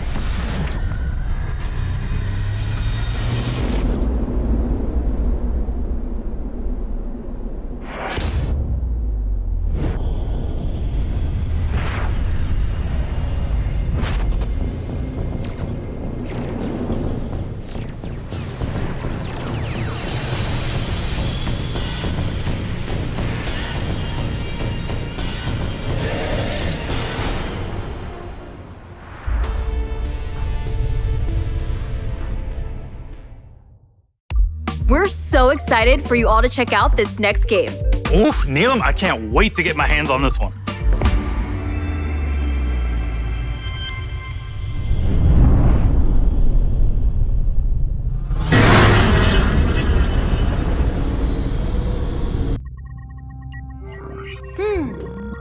We are now approaching our destination.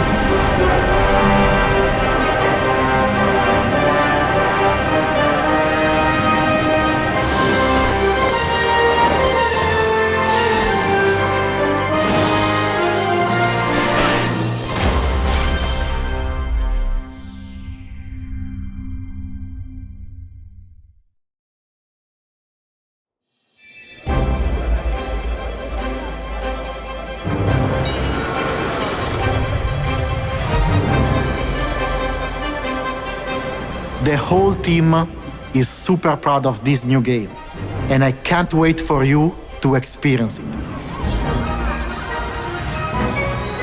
It's fair to say that we did something quite surprising with the concept of Mario plus Rabbids Kingdom Battle. And for this project, we didn't want to stop there. Hi everyone, Mario and the Rabbids are back. And I'm so excited to be back as well today to unveil our new project, Mario plus Rabbids Sparks of Hope. We are diving back into this unique crossover with even bigger ambition, expanding our universe on a major scale. This time it's not just the Mushroom Kingdom, there is an entire galaxy to save. To do so, you will lead a brave yet reckless team of unique heroes, including some fresh faces like Rabbids Rosalina and other surprises. On their quest to repel evil across the galaxy, their spaceship will bring them from planet to planet. They will be facing a powerful villain, Cursor, an enemy unlike anything our heroes encountered before. But they won't be alone. By their side, they will have their new allies, the Sparks. These surprising creatures, born from the merge of Rabbids and Lumas, will lend their wild powers to our heroes. Their natures and origin are at the core of our story. But let's keep some surprises for later.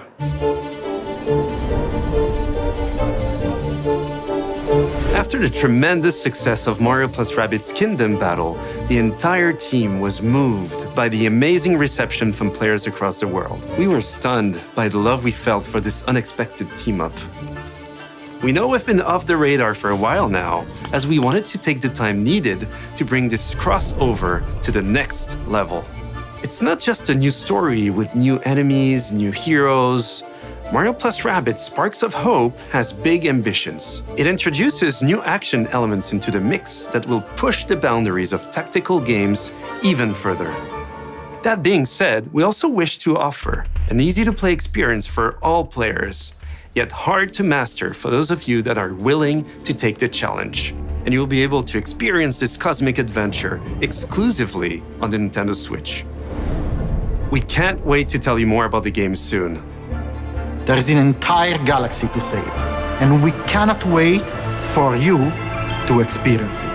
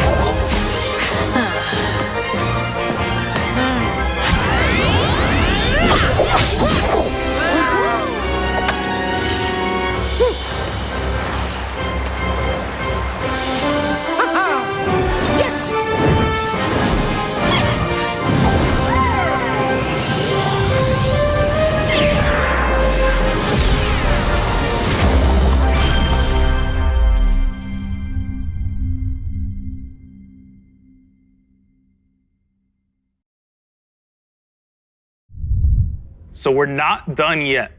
Let's check in with our CEO, Yves Guillemot.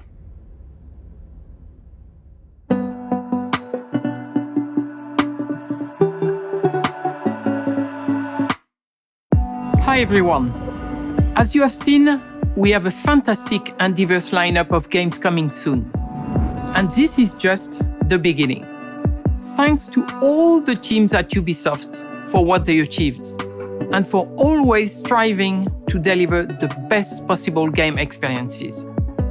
I'm humbled by their resilience, energy, and collaboration, especially during what has been a challenging year. I'm also proud of our industry's ability to bring together millions of players from around the world to share memorable experiences and moments of joy.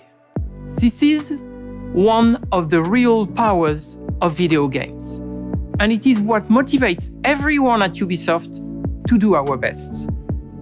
Finally, my sincere thanks to you, the players.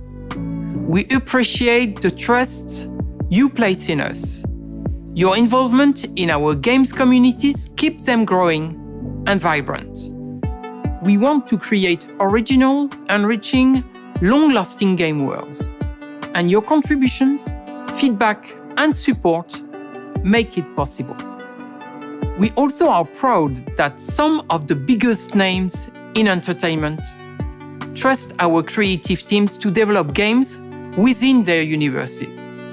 For example, you just saw Mario plus Rabbids Sparks of Hope, developed in collaboration with Nintendo, where everyone's favorite Mario and Rabbids characters return for an all-new adventure. And speaking of great partnerships, there is one more exciting thing we would like to show you today. It is a glimpse of the amazing journey that awaits you in one of the most beautiful but dangerous places of all, brought to life by the latest version of our Snowdrop engine. I'm excited to share this first look with you now. Enjoy!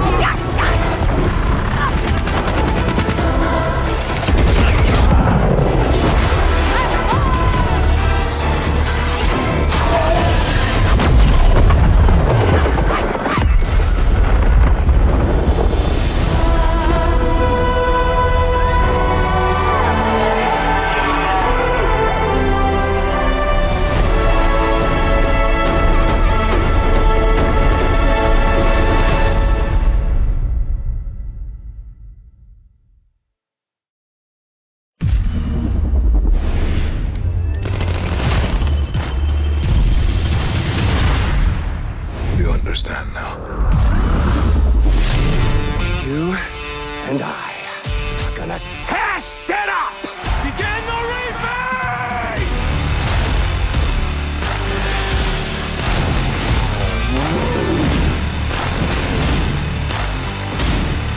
That is crazy.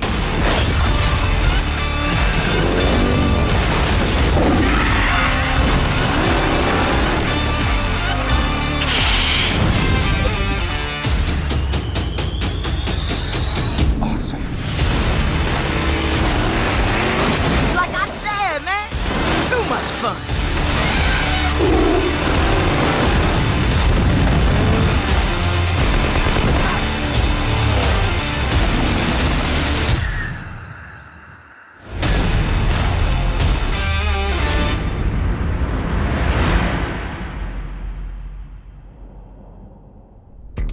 Thanks to Eve and all of the devs that joined us to share what's new with Ubisoft. Today, we battled some Archeans in Rainbow Six Extraction, learned some new songs in Rocksmith, got an adrenaline rush from Riders Republic, lit up the dance floor in Just Dance 2022, visited new shores in Assassin's Creed Valhalla, witnessed a chilling confrontation in Far Cry 6, and teamed up with our favorite man in overalls in Mario + Rabbids. Don't go anywhere, there's still more to come in the post-show. Bye, y'all.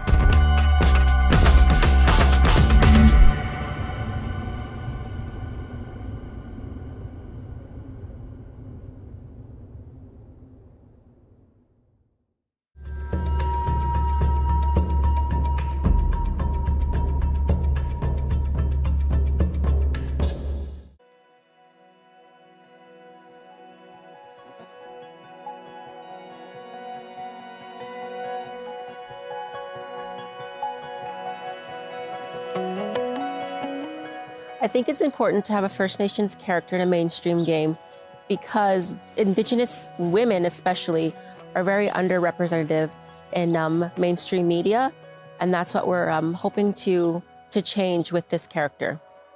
The creation of Thunderbird does have immense potential to bust down all those negative stereotypes about even Indigenous women, Indigenous people.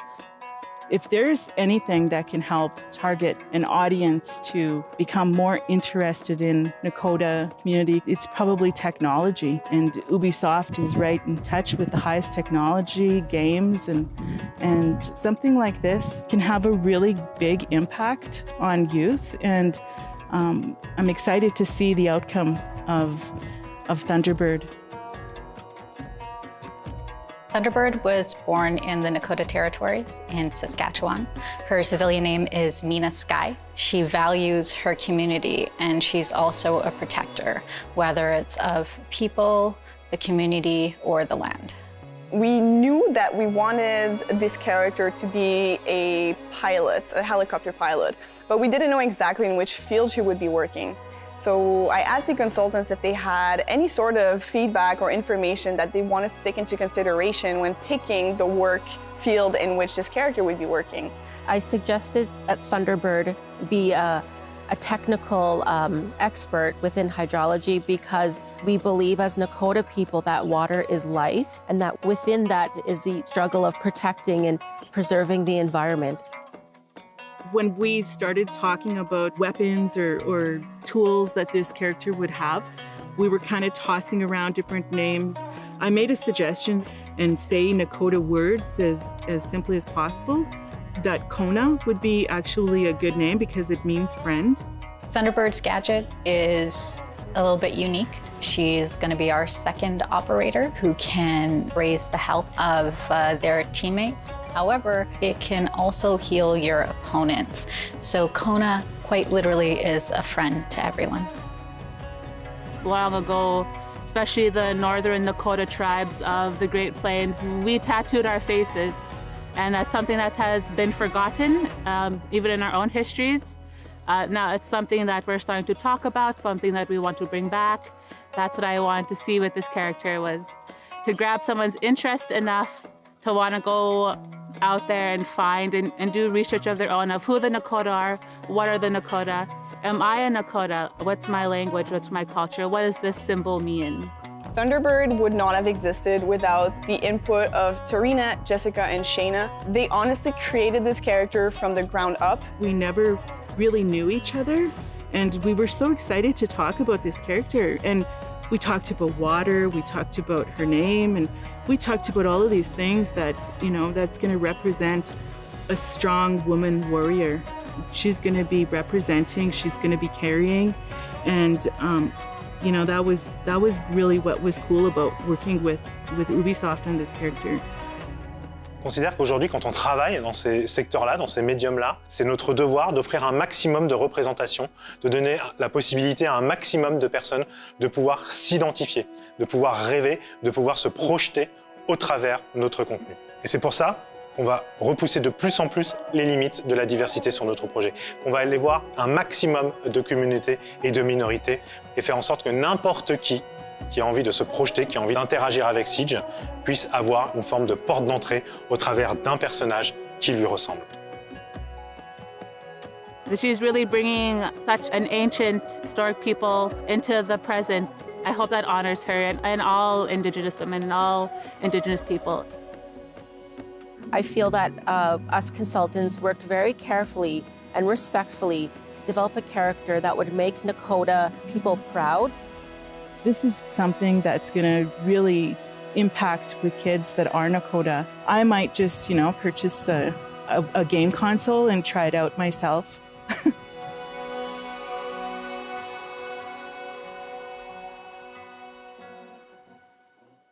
Hey everyone, thanks for joining us. We've got a great show lined up for you today. We've got a bunch of amazing folks from dev team members, members of the community, and our community team who are going to take you through a bunch of great topics related to the upcoming season of Siege.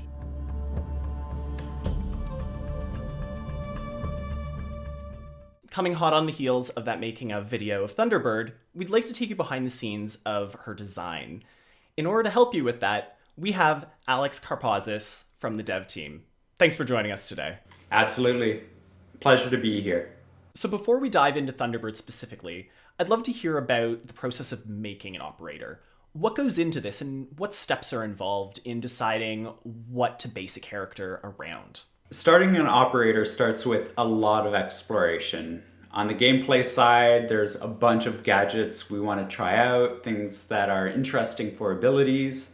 On a universe side, there's interesting bios that we want to explore, different kind of people we want to introduce to the cast of characters of Siege. And on the character concept side, we want to play with different forms and silhouettes, something that you haven't really seen before in Siege. In terms of Thunderbird as a character, where did that conception begin? Thunderbird was really interesting. The entire team knew that we wanted to feature somebody from the First Nations in North America. This is our backyard. We wanted to represent somebody from that huge community, but we didn't know where to start. And we eventually found that it all really started from the casting. We wanted to find somebody who could speak their native language, bring an incredible performance to the character, and really do justice to who the character we want to build is. So this all began with our star, who is Sarah Lise MacArthur, and she really was the driving force behind Thunderbird. She knows how to speak Nakotan, she has an incredible voice, and that's really what honed in on the idea of a Nakotan operator in Rainbow Six Siege. In addition to working closely on the casting side of things, I also understand that you worked really closely, as we saw in the making of video, with consultants. I know you've mentioned that the symbolism was a really important part of where the consultants came into play. Was there anything in particular with the iconography that they helped with? The consultants were immensely helpful and so supportive of what we were trying to do with Thunderbird. Once we knew that we wanted to feature a Nakotan operator, that's when we found 3 amazing consultants, one of them being an artist, to start working on the background of the operator and the visuals. And so when you take a look at Thunderbird, there's actually a lot of emblems and iconography that has a lot of emotion and meaning behind them. Are there any that you'd be able to dig into specifically right now? Every single badge on Thunderbird has a meaning. If you take a look at the back of her jacket, for instance, the 6-pointed star, which is a huge, huge symbol for the Nakota Nation. It represents so many things, most of all balance between life and death, between masculine and feminine. That was a really important thing we needed to nail, and we worked really closely with the consultants to make sure that that emblem was meaningful and respectful of everything we wanted to represent Thunderbird. That's amazing. And I feel like one of the other things that's really, really identifiable on Thunderbird's jacket is the word Wagia. What does that mean to Thunderbird? So Wagia is Thunderbird in Nakotan. And also we wanted to make sure that that language was visible on the character, just like it's something that you can hear Thunderbird speak in the animated short that we released. Making sure that the language was a part of the character was very important, and that's why you see it on the back of the jacket too. So working with Sarah Lise MacArthur on the animated trailer, were there any big takeaways on your side? I think the biggest takeaway was we learned so much from our consultants, from Sarah Lise MacArthur, and the hope is too that many, many more people can learn about the Nakota people, their language, their art, and really open up opportunities for people to investigate and learn more about these amazing people. Thanks for taking the time to bring us through the design of Thunderbird. In the meantime, we're going to jump into the animated trailer that we mentioned before, but if there's anyone you'd like to thank, Alex, you have the floor. I just want to thank the team for being so incredible. Thunderbird was an immense amount of work, and I know everybody's so extremely proud of her. And I also know that they're already hard at work on the next couple of operators that are already being worked on. So thank you so much. It means a lot to so many people to share these operators with the world. Ready? 6 years ago, I met a pilot. She saved my life. Damn.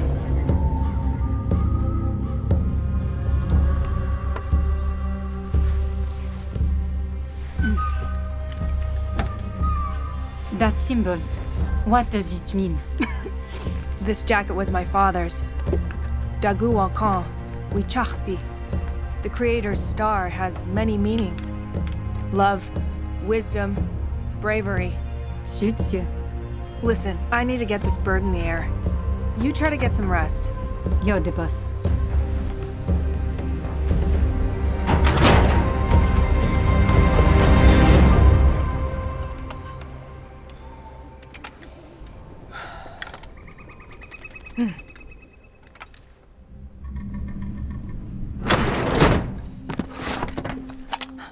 What's happening? Shh.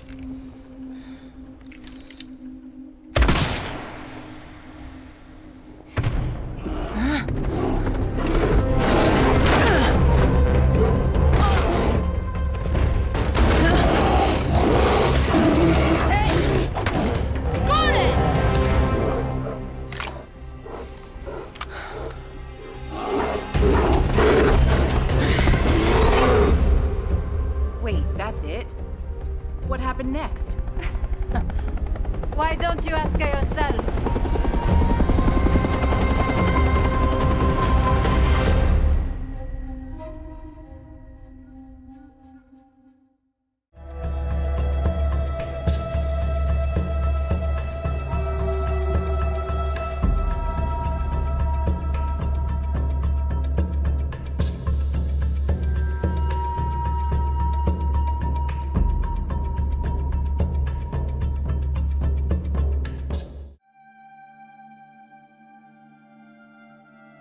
Hey everyone, my name is Josh. I am one of the CRs for Rainbow Six Siege, and you may also know me as UbiYubble on the Ubisoft forums, Steam, and Reddit. With the release of North Star, we figured this would be a good opportunity to discuss some of the top issues that we have gone over the past year. Without further ado, let's dive right into it. Up first, let's talk about smoke propagation and Smoke's toxic babes. We're excited to announce that with the release of North Star, Smoke's toxic canisters will no longer clip through ceilings, floors, or walls. Up next, bullet hole peeking. We know that for players, it can be frustrating to get killed through a bullet hole and not necessarily know where that bullet hole came from. With North Star, we're excited to announce that bullet holes in soft surfaces will no longer leave small holes that will give an unfair advantage to peekers. Players will need to fire multiple bullets to create larger rotations, and it's worth mentioning that thin materials like window glass, barricades, and the inner core of props will not be affected by this change. Next, let's dive into some of the gameplay-focused issues that are affecting our community. We are improving the way the game detects flashes so that you can be more confident knowing how it will affect your opponent. To solve this, we are simulating the way light bounces off objects in the environment and evaluating the strengths of flashes to make sure that they are balanced. We're happy with the results so far and are now testing it to make sure it meets the standards in the heat of a match, and we are currently aiming for a Year 6 Season 3 launch for this. Up next, let's talk about certain skins that are difficult to see. We know that when you're peeking down a corridor, you want to make sure that you're actually seeing your opponent where they are. And we know that there are certain skins that make this a little bit difficult for our players. To combat this, we are introducing rim lighting, that way all cosmetics have a similar visibility across the board. We are currently aiming for a Year 6 Season 3 release for this, so be sure to stay tuned to our social media for updates. Next, we'd like to talk about some issues that tie into your wider player experience with Siege. When it comes to cheating and toxicity, we know these topics are important for our community just as much as they are for us. In our last anti-cheat dev blog, we mentioned that we are working on building new cheat detections based on statistics to uncover our most disruptive cheat users. While this process was originally manual to stress test and help validate its accuracy, we are excited to announce that this process is now automatic. This means that sanctions for cheaters identified through data-based means will come quicker and reduce their impact on our community. Implementing an automatic process also allows us to work in parallel and strengthen our collaboration with BattleEye.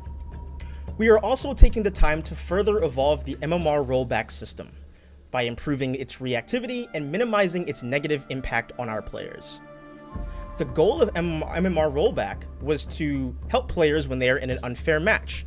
That being said, we know that when you win against a team with a cheater and you are rolled back for that, it can be very frustrating, so we are working to address that.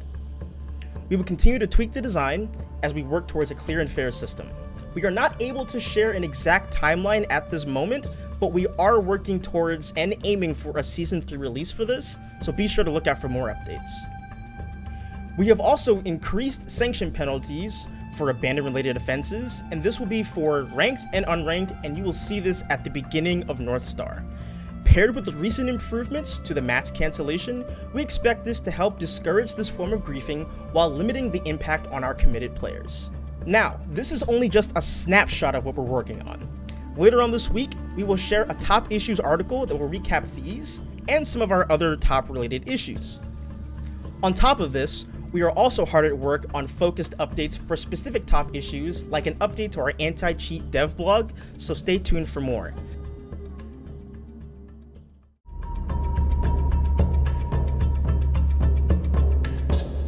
All right, and now we're here to talk about something very near and dear to my heart. That's the 6th Guardian program. The program launched Year 5, Season 4, and it was a way for us to focus the efforts of the Siege community on a good cause. And at the time, that first crack at it was with our friends over at Able Gamers. Throughout the course of that season, we were able to raise over $170,000 for Able Gamers charity. So it was a great success. We thank everybody who contributed, bought the cool skin that we made with them. All the proceeds from those purchases go to the charity, by the way. And we're not stopping the program there. In fact, we're here today to reveal our next iteration on the program, starting in Year 6, Season 2, North Star. And we are joined by a representative and, in fact, the CEO of our next charity right here. His name is Steve Machuga from Stack Up. Steve, how are you doing? I'm doing good, Eric. Thanks for having me on. My pleasure. We go back a long way. We've always been looking for cool ways to work together, and I think this is probably the coolest one we found. Pretty damn cool. Thanks. What is Stack Up? Why don't you walk us through what your organization does? So Stack Up is a military charity. We provide support to U.S. and allied veterans through our 4 main programs. We have our Supply Crate program, where we send Xboxes and PlayStations to units deployed forward. We have our Air Assault program, where we fly disabled or deserving veterans to various gaming events like Comic-Con, E3, PAX, or to studio tours to check out their favorite games, how they get made. Our Stacks program, where we have little fire teams of volunteers that get out and do good things in their neighborhood, volunteer where they can. And then finally, last but not least, we have our Overwatch program, which is our 24/7 suicide prevention team for veterans online through our Discord channel. If you're having a tough time, you need someone to talk to, our volunteers are there and ready to go. And if it's okay to say, you yourself served overseas, didn't you? 8 years in the Army, 4 years infantry, 4 years intel. And is that sort of what gave you a bit of inspiration on the downtime? Oh, yeah. Yeah, gaming was definitely something that I used both overseas and when I came back home to reacclimatize myself to being back home. It's definitely a strange reality, stepping off the plane and just going down the street to get a chili dog. It's like, where did I just come from again? Oh my, what in the world? It's a very rough transition. So having something to kind of walk me back into reality playing video games was that. And a lot of our guys and gals use gaming to kind of fill up that tough time in their lives where they need a little bit of help, whether it's staying in touch with other veterans or people that they're no longer in contact with. They can play games together across the country from one another. Gaming works out as a wonderful way to keep veterans motivated, their morale high, and generally part of the conversation. Now, one thing that was interesting that you mentioned in there right at the top is it's not just a U.S.-only charity. You're serving military organizations outside of the U.S., is that right? One of the things that we try to impress upon people is just because we're based in the United States, we are not just a U.S.-based charity. We help U.S. and allied veterans, which means if you put on a uniform and you're one of our allies through NATO or ANZAC, Australia, New Zealand, any of our allies out there, we will work with you. And that fits in perfectly with the theme of what Rainbow Six is, right? Exactly. It's very strange. Like I was actually reading the original Rainbow Six book while I was in Ranger School. So it was a very weird reality of, this multinational anti-terrorism unit. And, it was so crazy that here we are now, almost 20 years later. And it's amazing how far we've come as an organization. So how do you feel about partnering with Siege and our community on this? Oh, it's super exciting. I mean, you guys over at Ubisoft sure know how to run games as a service. It's amazing, and we're happy to be a part of it. It's a wild ride working on Siege, and I don't think any of us would ever change it. So without further ado, we've talked a lot, but I'm sure people want to actually see what this bundle looks like. So we're going to pull up some images here of the bundle, and we'll reveal that it's a skin, in fact, for Valkyrie. So let's have a look there. Steve, how do you feel about this bundle? Big fan. I was a Valk main for a long time, primarily because of my potato aim. And just being able to throw cameras around and watch avenues of approach as people trying to come in, I get the intel over to the guys who can actually make the shots. So that's where I liked playing primarily as a support class. So Valk's the perfect choice. The Valk 6 Guardian Stack Up bundle will be available as soon as Year 6 Season 2 North Star launches this week. And it's going to run for the entire season. So you have a whole season's worth of time to buy that bundle. And the proceeds from your purchase go directly to Stack Up and its great cause. So please consider it. Steve, thank you so much for joining us today. And before I let you go, I thought I'd give you a chance to let the people know how they can contribute, how they can help out, or get involved with Stack Up apart from buying this bundle. If you're interested in learning more about Stack Up and how we support veterans and mental health for veterans, head on over to stackup.org. We're on the website, our Discord channels, discord.gg/stackup.org. Head on over there, and some of our volunteers will be right there with you. If you know someone who could use our help, that's a great place to put in a request form as well. So yeah, please head on over, and we're happy to help out wherever we can.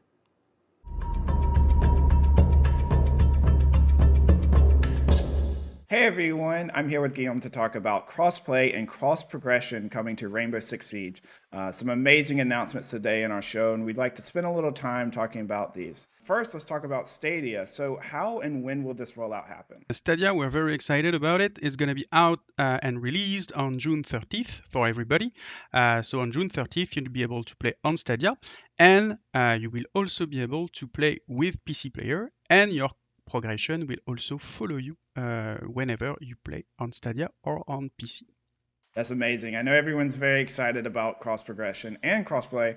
Speaking of that, question on people's mind is, will PC and console have crossplay between them? No, not for now. We're going to have separate matchmaking pools and crossplay pools.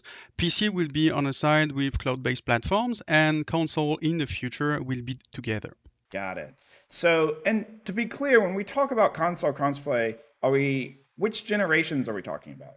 We're going to talk about every generation, PS4, PS5, Xbox One, Xbox One X. Perfect.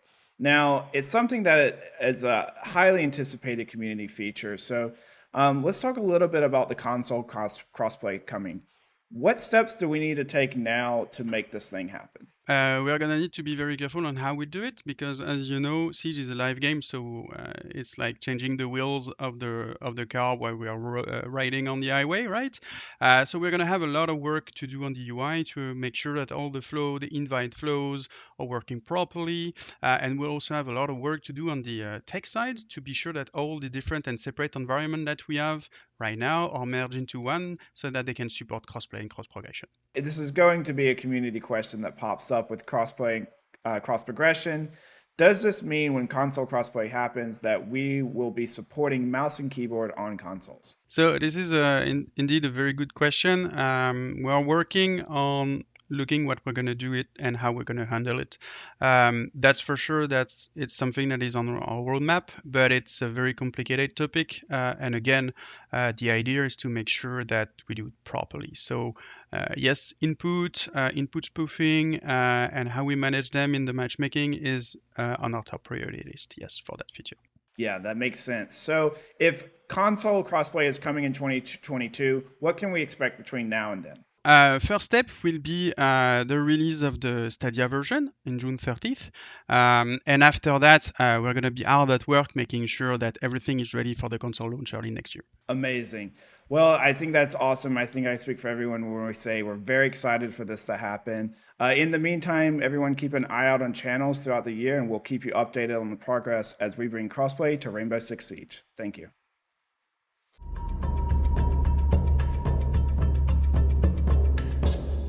Hey everyone! Rainbow Six Siege is an extremely dedicated and talented creative community, and we've been working on quite some time on finding ways how to get designs created by our fan artists into the game. In March 2021, we launched a Community Artist Bundle program together with Prime Gaming and the very first community-created bundle by Source Siege for the operator Cavera. The response of the community has been absolutely fantastic, so big shout out to Source Siege for creating this fabulous set. Today, we're extremely excited to announce the Year 6 Season 2 Fan Artist Bundle, designed by the one and only Sunstark. Sunstark has been a pillar in our community with her amazing fan art for Siege, and she has a very unique story to share, because while we were creating her bundle, she was actually hired by Ubisoft to work on Siege full-time. She's here on the show with us today, so welcome Sunstark, and why don't you tell us a little bit more about yourself and your story? Hi, I'm Sunshine Kim. You know me more as Sunstark. I'm a character concept artist working in the video game industry since 2015. I started drawing Rainbow Six Siege fan art since Velvet Shell Season 9. I'm a big fan of military shooting games, so the general aesthetics of this game, character designs and character lore, and those all things really appealed to me at the time. So for me, it was a good stress relief to draw Siege fan art after a long day at work. And here I am in 2021. I officially work for Rainbow Six Siege now. So you were a fan artist when we reached out to you about creating your bundle. And can you tell us how your journey was from being a fan artist to actually being an employee and working on Siege? Let's say that it was like double lottery wins. It was already a big honor for me to be invited to this amazing program that to be immortalized in the game.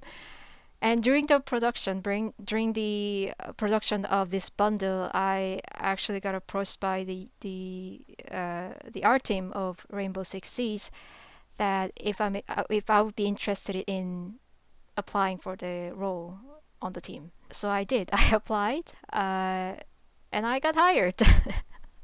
It all happened in 2 months, and it was crazy. Yeah. Absolutely incredible. So, what is your position within Siege exactly? I'm a character concept artist working on Rainbow Six Siege team. So that includes battle pass skins or like elite skins or new operators. Now, let's have a very first look at the bundle you've created. So you chose to create this bundle for Lion. Why did you choose this character in particular? Yes, Lion is indeed my favorite operator. If you follow my social medias, 90% of my contents include Lion, so it's not a secret.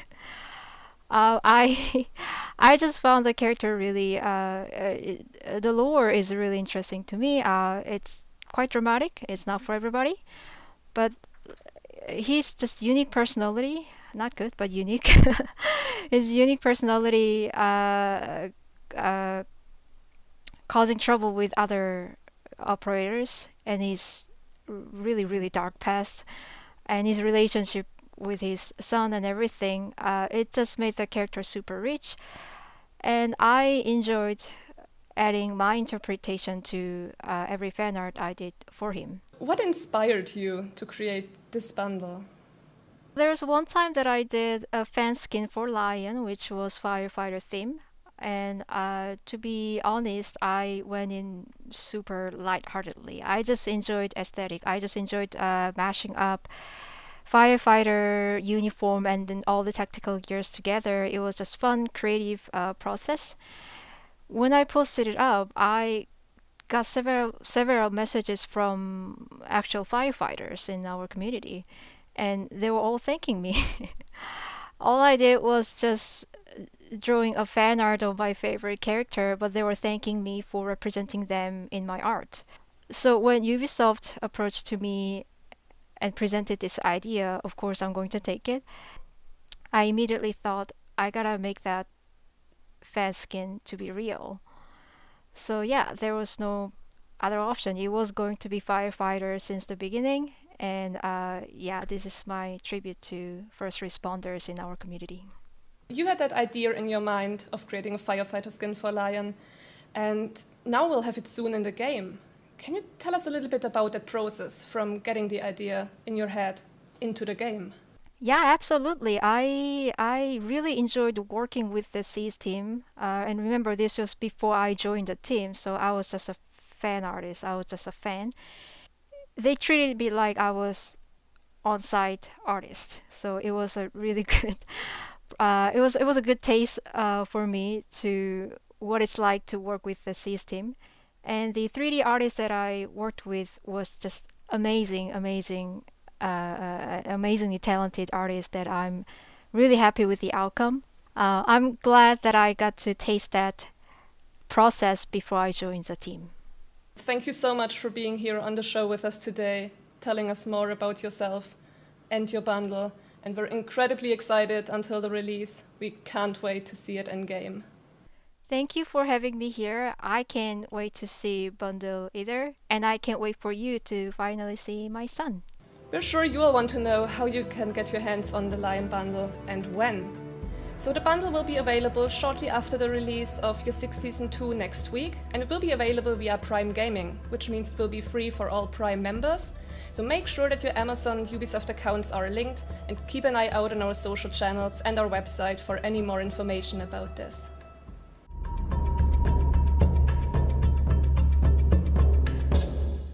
Hi everyone and welcome. I'm here to share some exciting news about upcoming Charms releases, including a first-time reveal of Season 2 Charms. But before we dive into that, I'd like to introduce my guest, Rob Walker, founder of the Cyber Athlete Championship Series, an independent competitive series.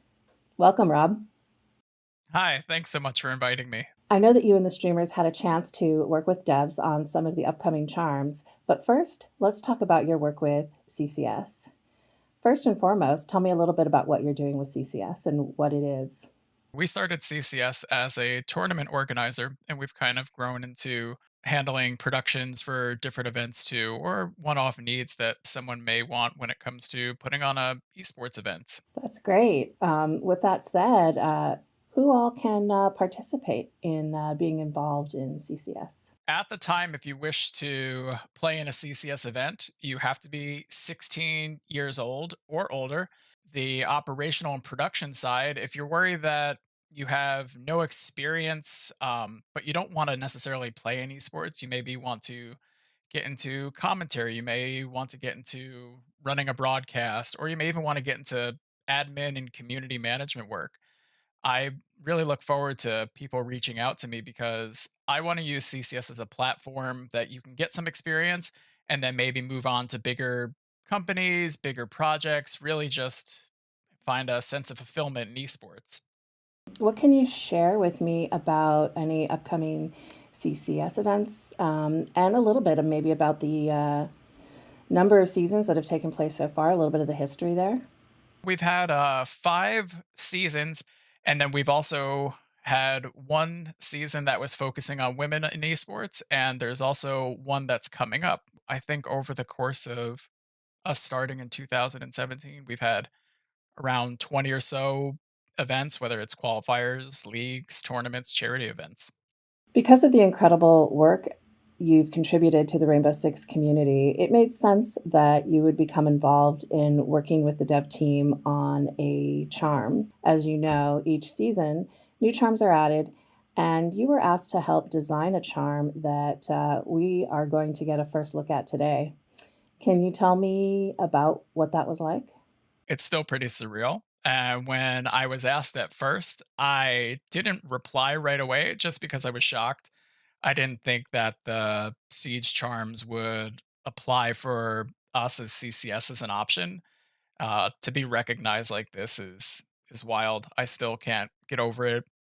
I'm just really happy for people even wanting to play in CCS or to speak to us about events, not necessarily any tangible benefits or any recognition that you guys have been so gracious about. So they brought me through the design process, showing like all the different things that you could add if you wanted it to have a little bit more depth, if you wanted to have any like distinguishing features of it. They were really cool and guiding me along the entire process. It's awesome. The charm turned out great, so congratulations on that. We also have a first reveal of 2 additional charms. One that Yo Boy Roy has done, which you are seeing right now, and additionally one from Magnet.